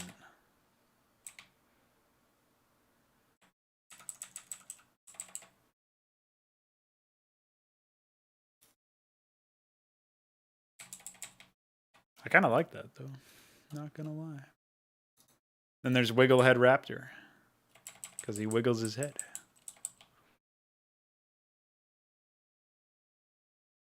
Why does he wiggle his head? Dude, his head is the wiggliest part of his whole fucking...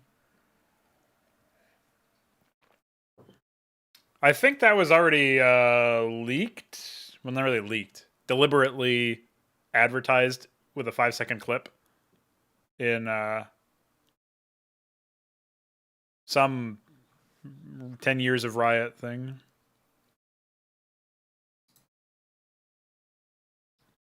What is Rogan Painter anyway? I think I wanted to use the Rogan Painter at some point, but...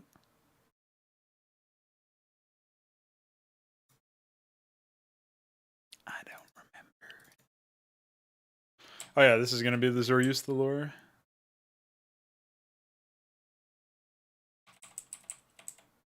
Actually a pretty reasonable graphic, all things considered.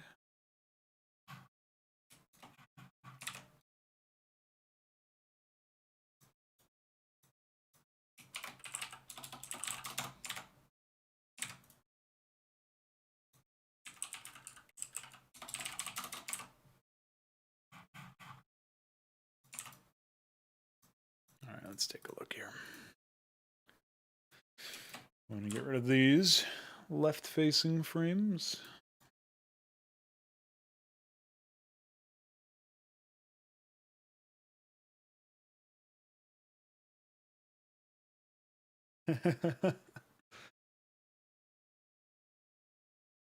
Rogan Painter is a very intelligent and disciplined unit, okay? The most intelligent and disciplined president. What the fuck am I looking at, homie?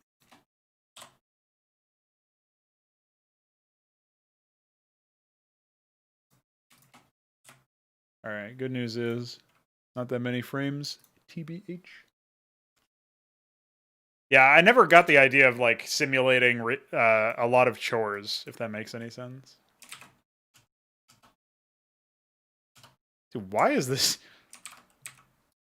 These frames are 256 by 256, but there's... I get maybe that's like a constant or something. That would not surprise me, actually.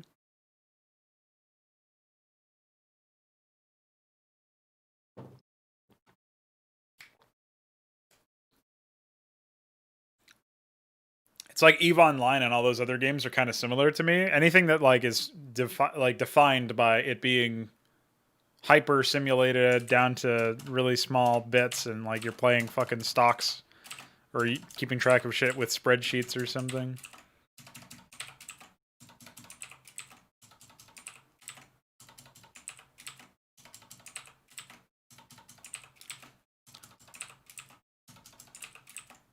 Yeah, that seems like what it feels like anyway.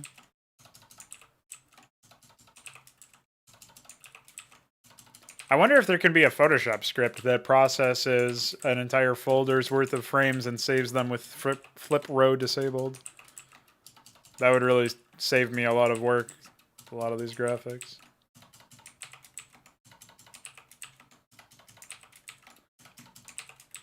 I imagine it was only fun because they invested like tens of thousands of hours into their stuff and then lost it all. The griefing aspect.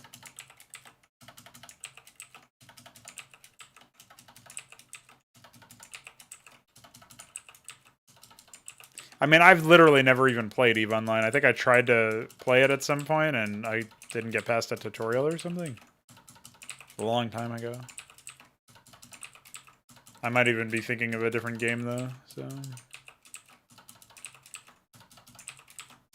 It was like 10 plus years ago. I'm sure some people sell stuff and buy stuff, so yeah. You can probably like sell accounts with big money or something.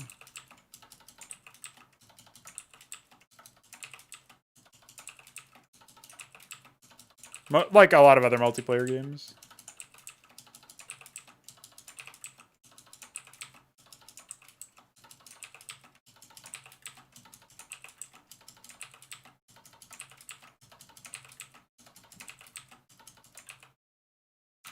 I think I accidentally closed everything.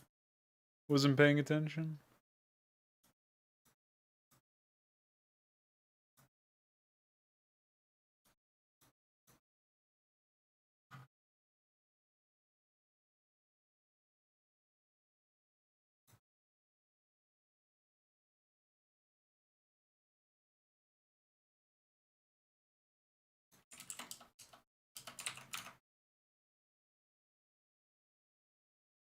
I don't know. I'll try indexing. Well, I guess I can just try to convert them with this.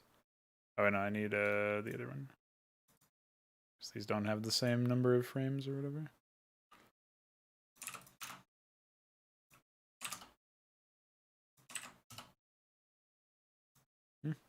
Well, they all import, which means they're all fine in that respect. So now I've got to process them in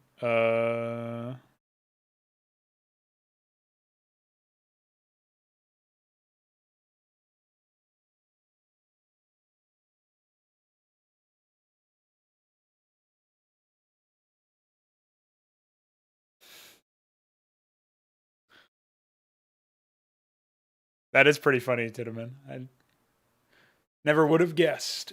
Never would have thought of it like that. Oh.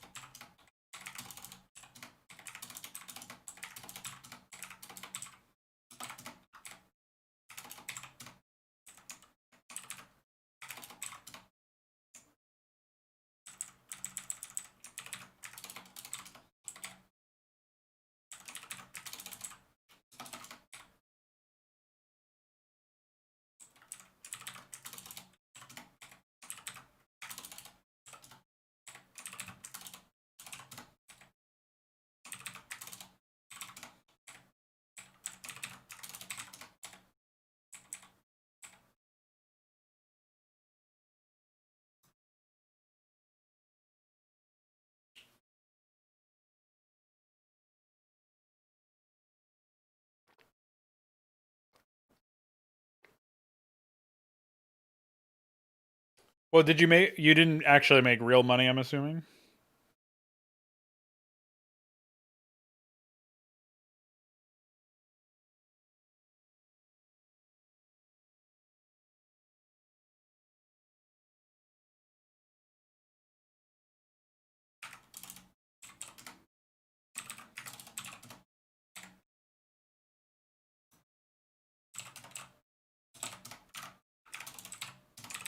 Time to get my calculator out.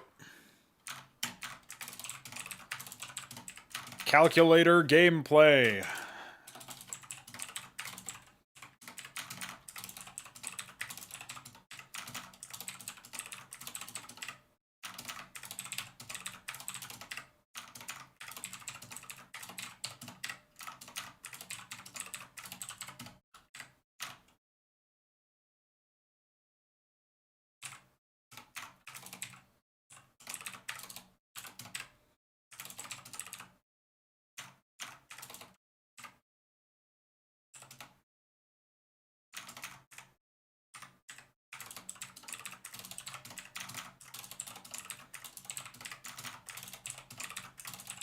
This is what I have to do when I'm without a script to automate this stuff for me.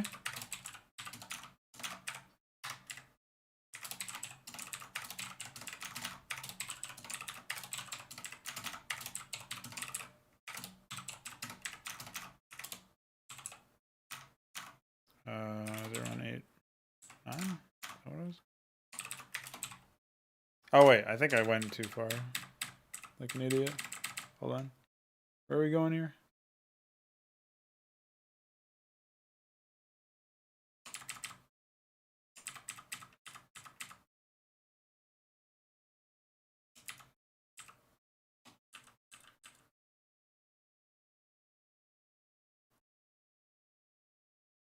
Alright, I'm not supposed to go past 154 or 156, I guess.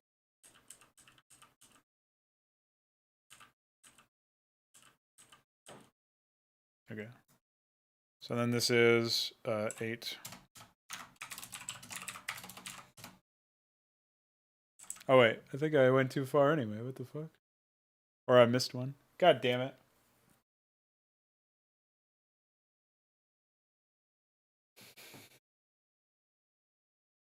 Because this side one is not supposed to be like that. Let me go back to when I was doing 154 for the first time.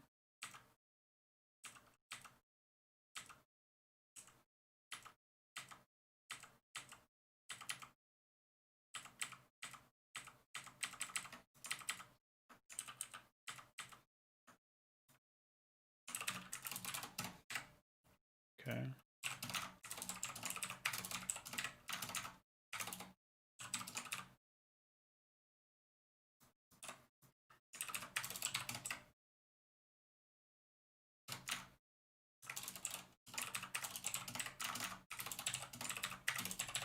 Still warming up over here. Oh, wait, no, that was... I was completely right. It's just that the other angle isn't actually covered. Oh, this fucking organization system is so stupid. So the other angle isn't actually covered. Well, it's covered for the right side stuff for attacking for some reason. But moving is another story entirely. So you see how it goes like this? Oh, wait, maybe I was fucking wrong about that too? What's going on here? Let me go back to the main folder. I'm pretty sure that it has movement for everything. For all directions, I mean.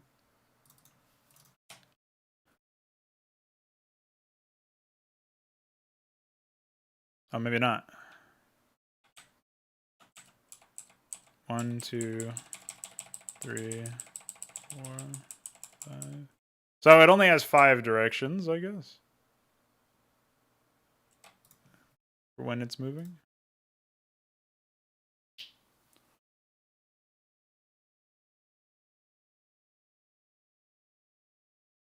Yeah, I'm not doing this to guilt trip you, DF. I'm just fucking spinning here. So it looks like these guys don't have 9 facing angles. It's missing the...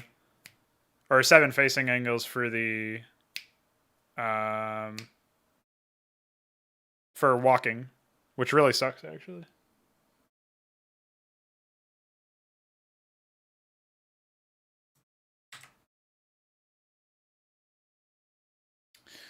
So that basically means that for 19, I am actually going to need 21 and 22.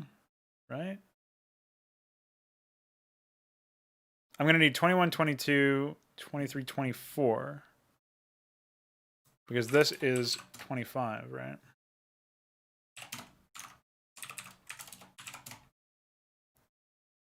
So...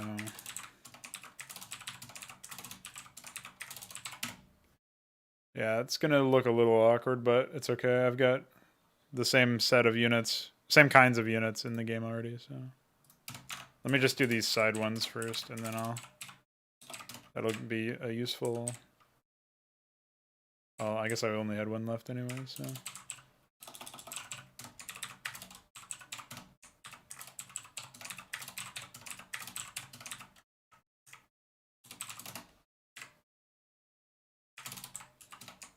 oh, wait.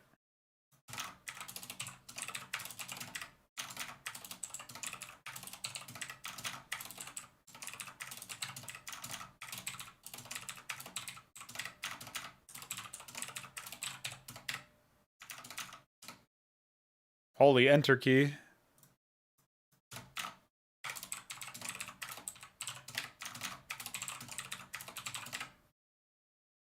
Alright. So this is 8, so we should do 10.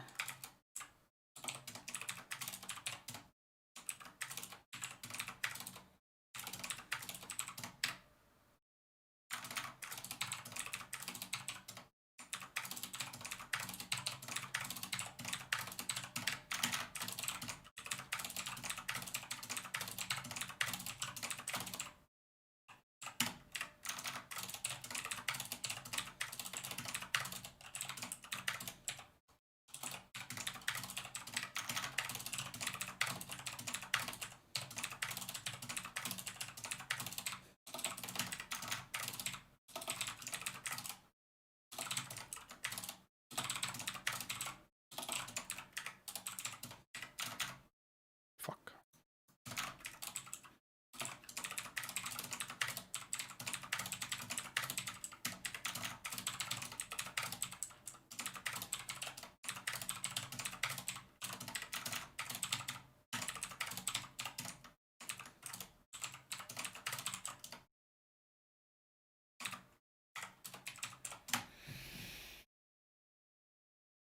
I think I need another one.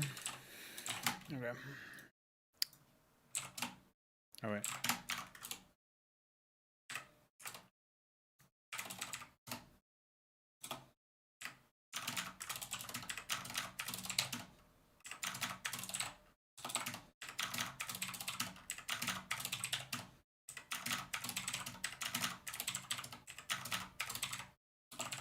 Alright, before we do anything else, I need to double check my numbers here. Because I have to extend these ones. I have 1, 2, 3, 4, 5, 6, yeah. So 36, 37.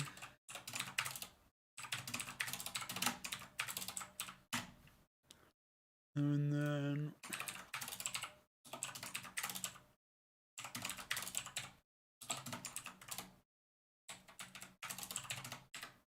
oops.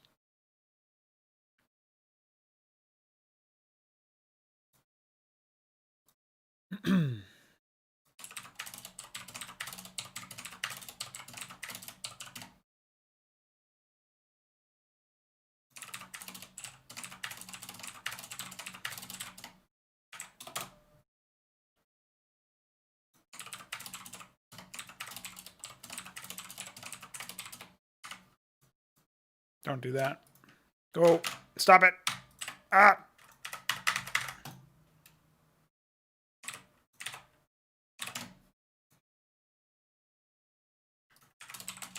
Thanks, Windows.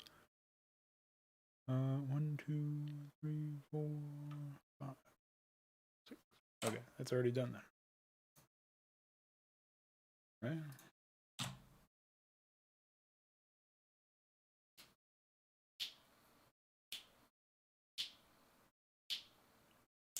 Yeah, it looks like the walking animation only has 5 directions and 5. When you just count the right facing ones, it only has 5 instead of having 7.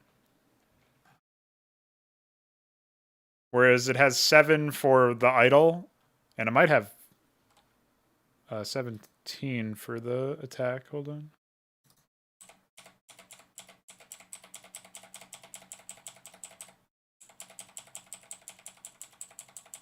It has 9 for the attack. Let me make sure that that's correct for the idle. Okay, I have 9 for idle, 9 for attack, and 5 for walking. But this is only 1 unit so far, so when I do another one after this, I will see if that rings true.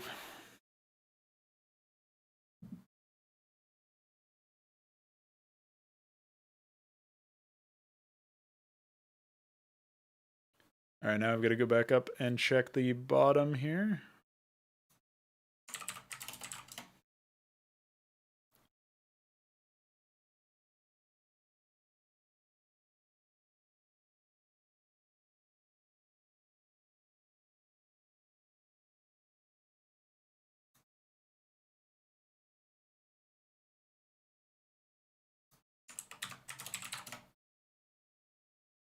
I know I missed a few in this area.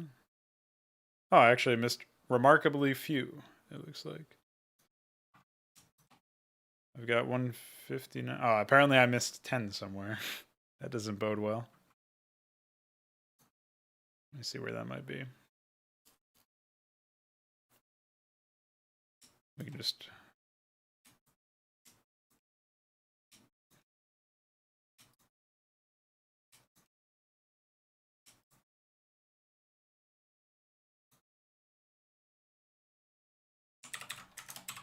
Well, that's where... looks like I fucked up over here.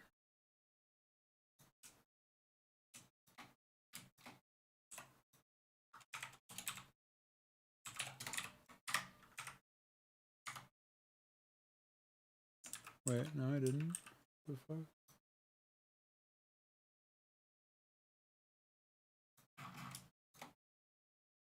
Oh, I'm missing 1 somewhere.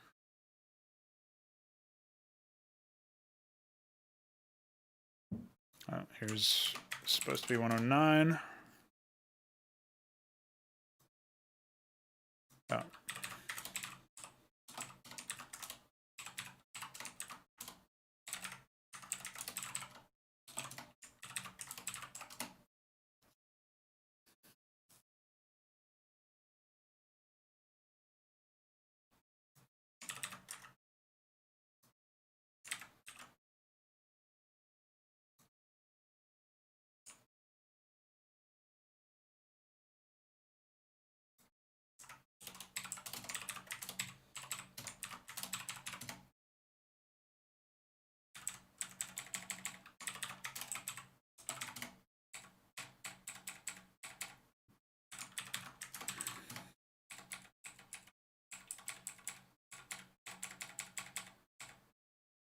Okay, I think I got it now.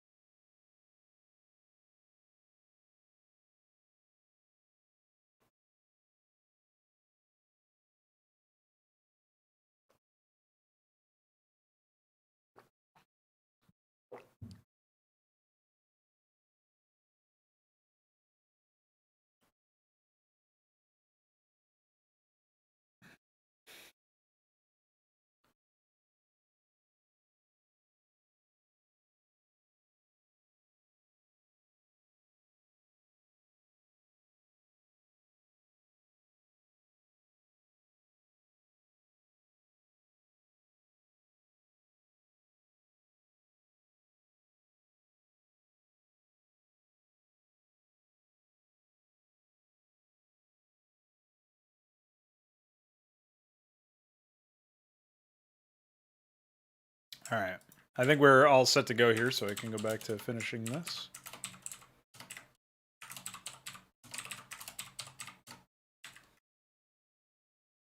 Oh, this is actually 178.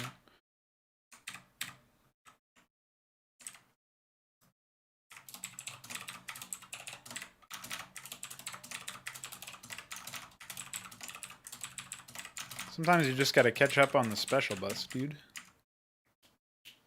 No news about Mesk. Haven't talked to him recently.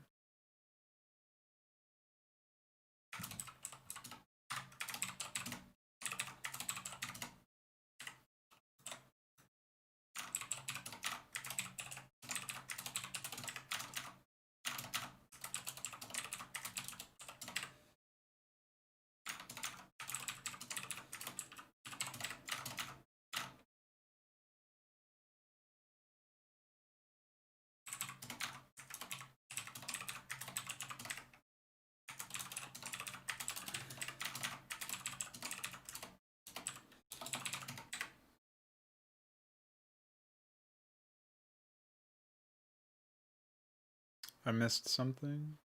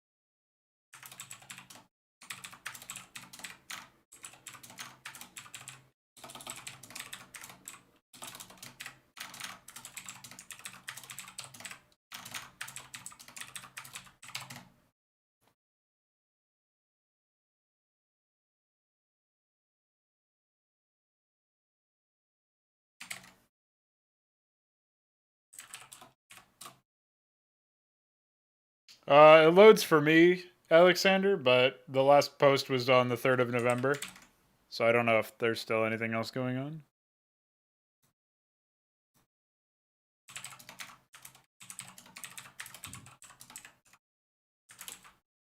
Wow, don't even know how I did that one.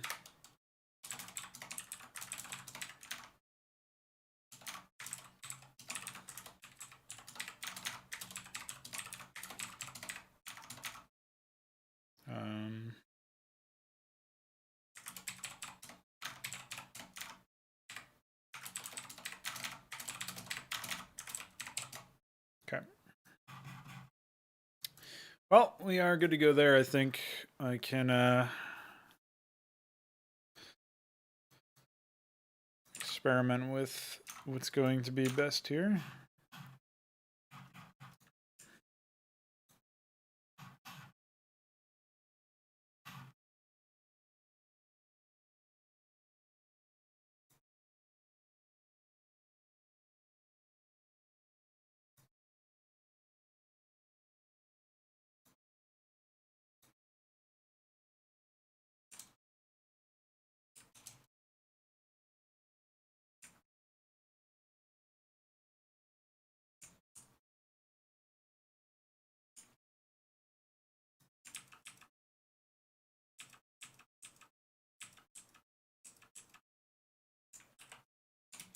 I think that'll actually work out okay.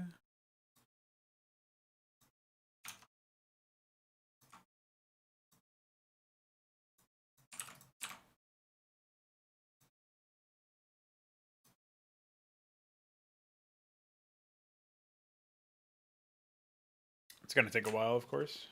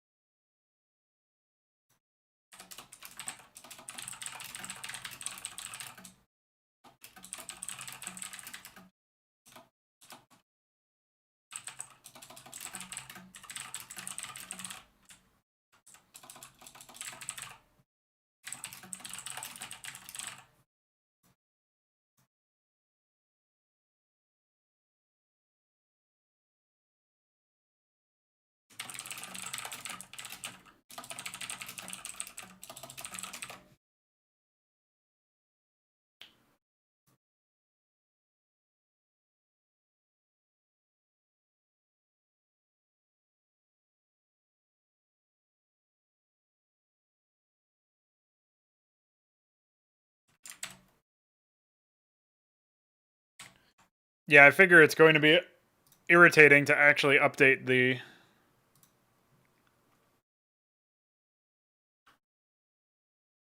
stuff.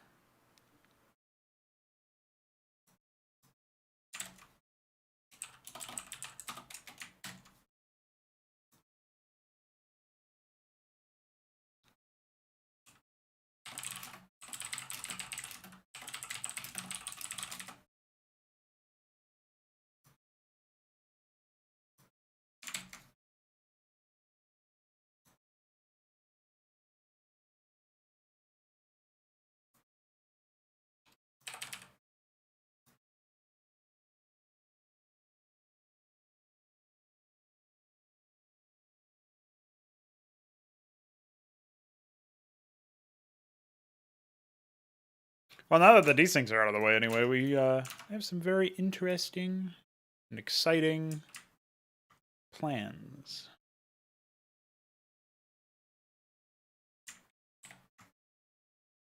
What browser are you using? Might be something like that.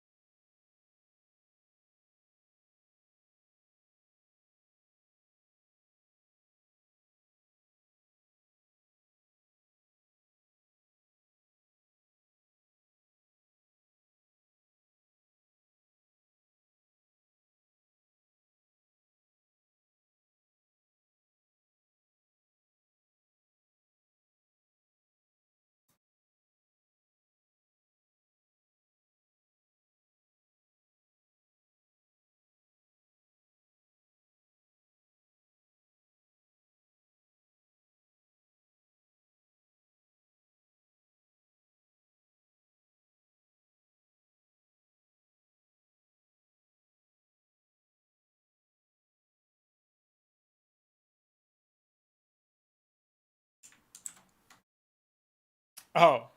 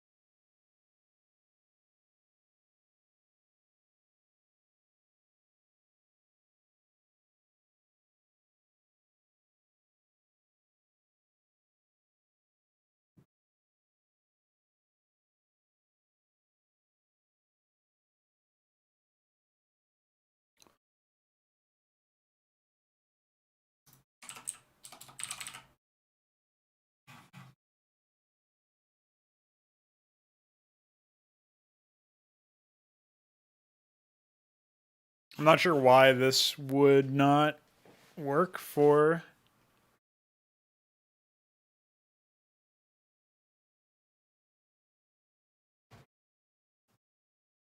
Is this the right one? Yeah. Not sure why this wouldn't work for science vessels. I'm guessing there's some hard code somewhere, but...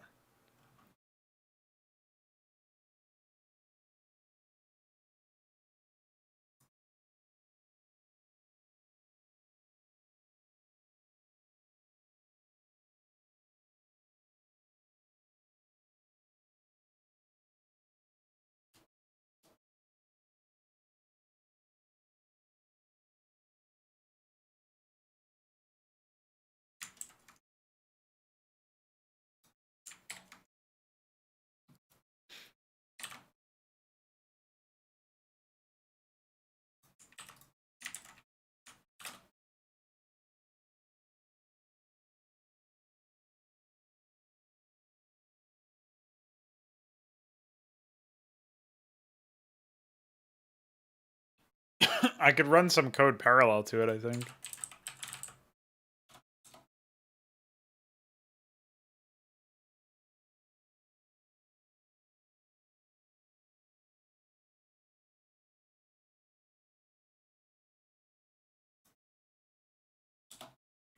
I'm not sure.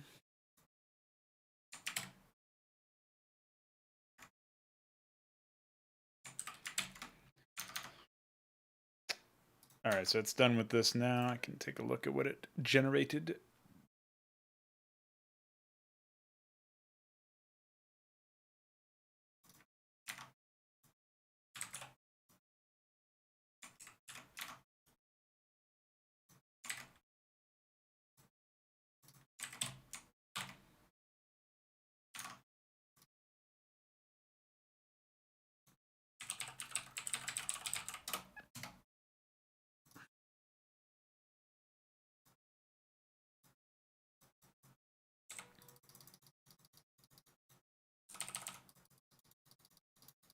Yeah, it definitely looks like it got fucked up by something.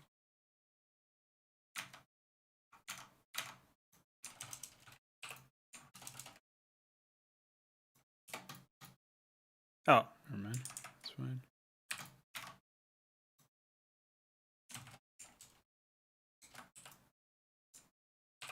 Weird. I wonder why it looks screwy in the preview. I'll go ahead and select everything as frame sets.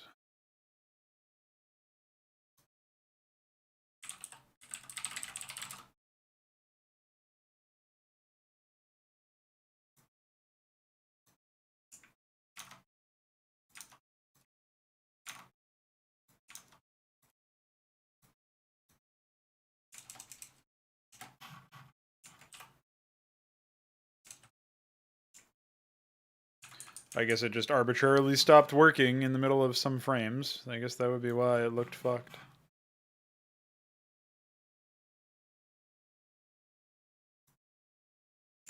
Wait. It's fine here. But not here? Unless maybe I'm opening the wrong...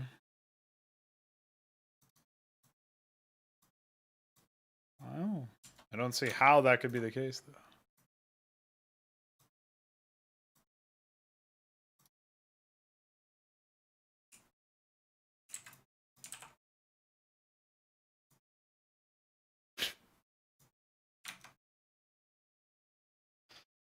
Confusing.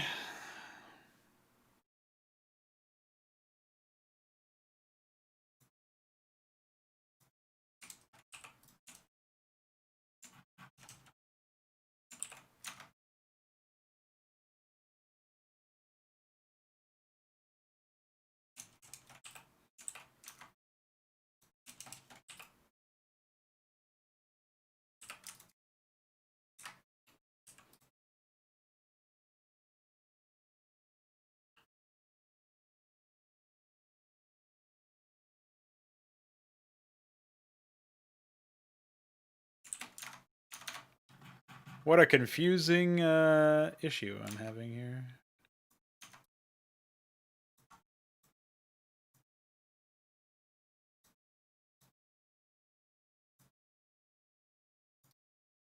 So according to Photoshop in this frame, maybe they need to be cut down or something? I don't know. I don't know why there would be an issue like that, but...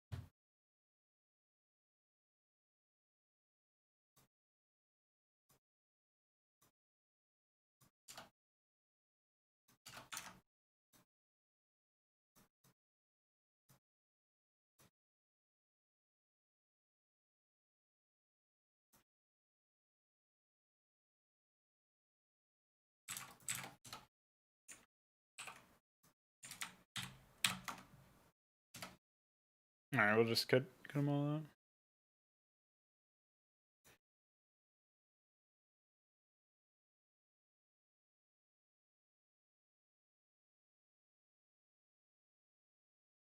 Oh, I'm not really sure what's going on over here, but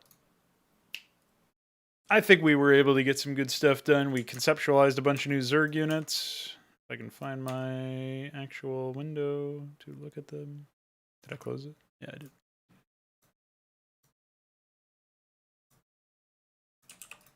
I'll go ahead and post this.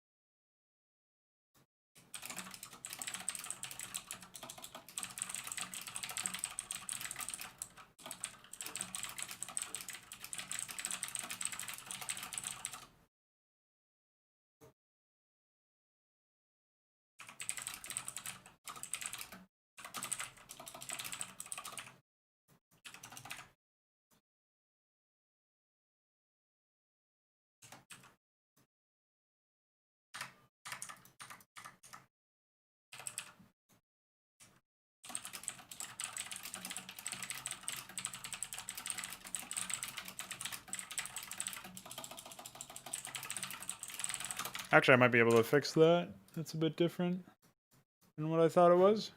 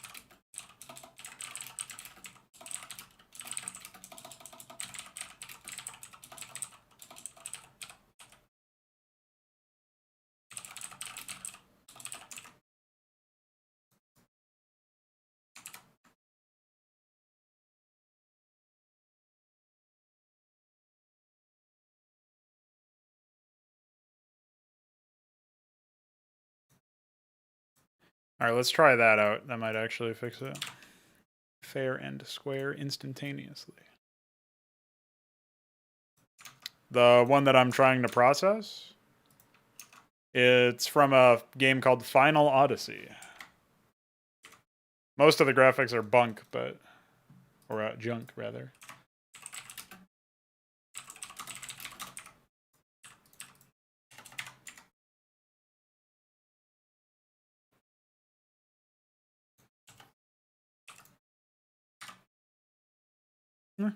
Works now.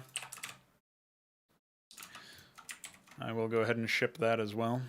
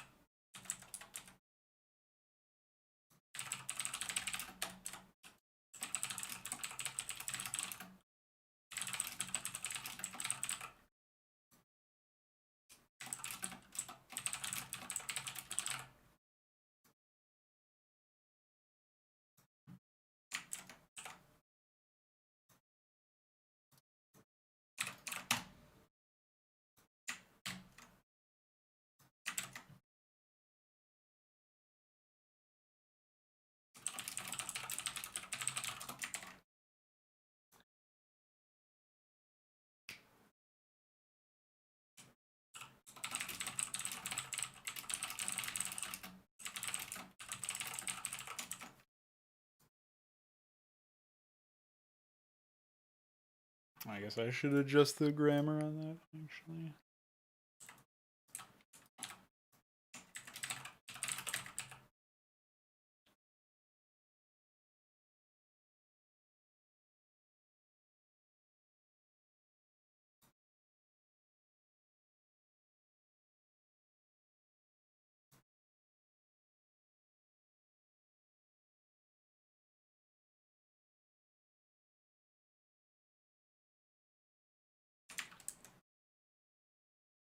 How's your new phone treating you? Besides that.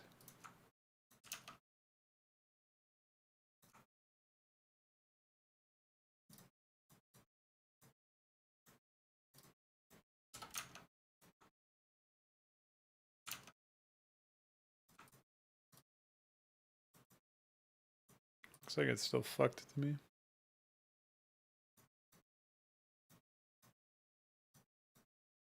Oh, maybe it's good now?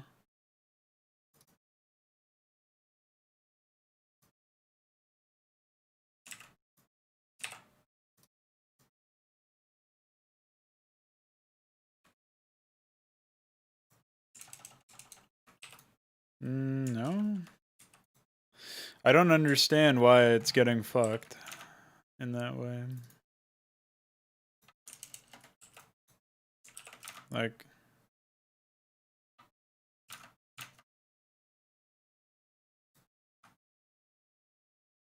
it's very confusing.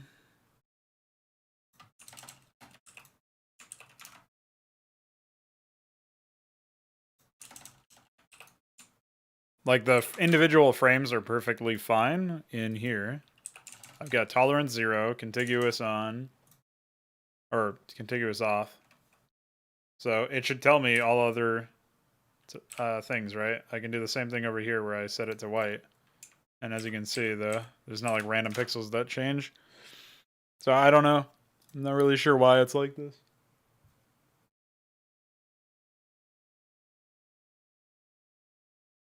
Yeah, it's always nice when you get an upgrade like that because it's a daily driver type thing, right? It's like suddenly every single day you're going to benefit from whatever.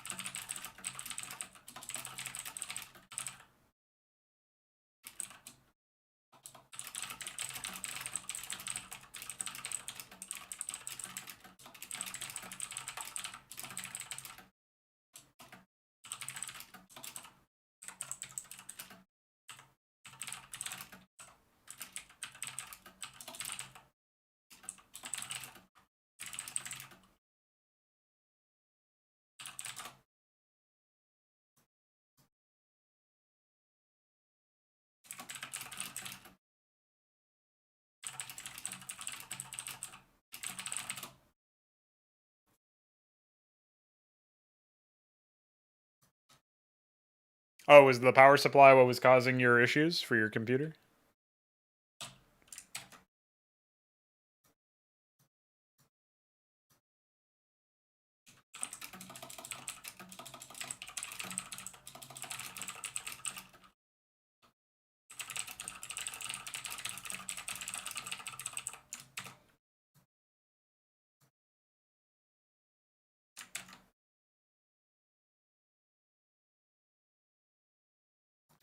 Okay. Well, I guess that's that for now, man. I've mostly got that graphic figured out. I'll just have to figure out what's causing the seemingly random issues with the holes and stuff.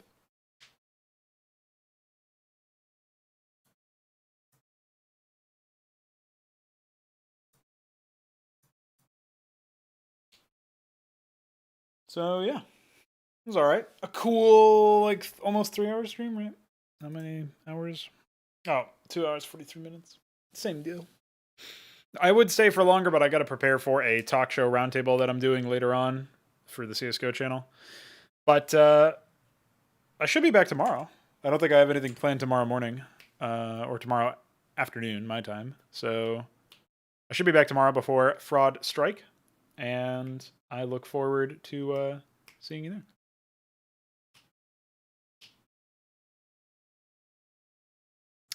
Sure, DF. If you want to DM me that with the details on what I need to do to the graphics before running them through the processor, because you said earlier that I might have to organize them first or something. If you can let me know what specifically I need to do to prep for it, that would be useful.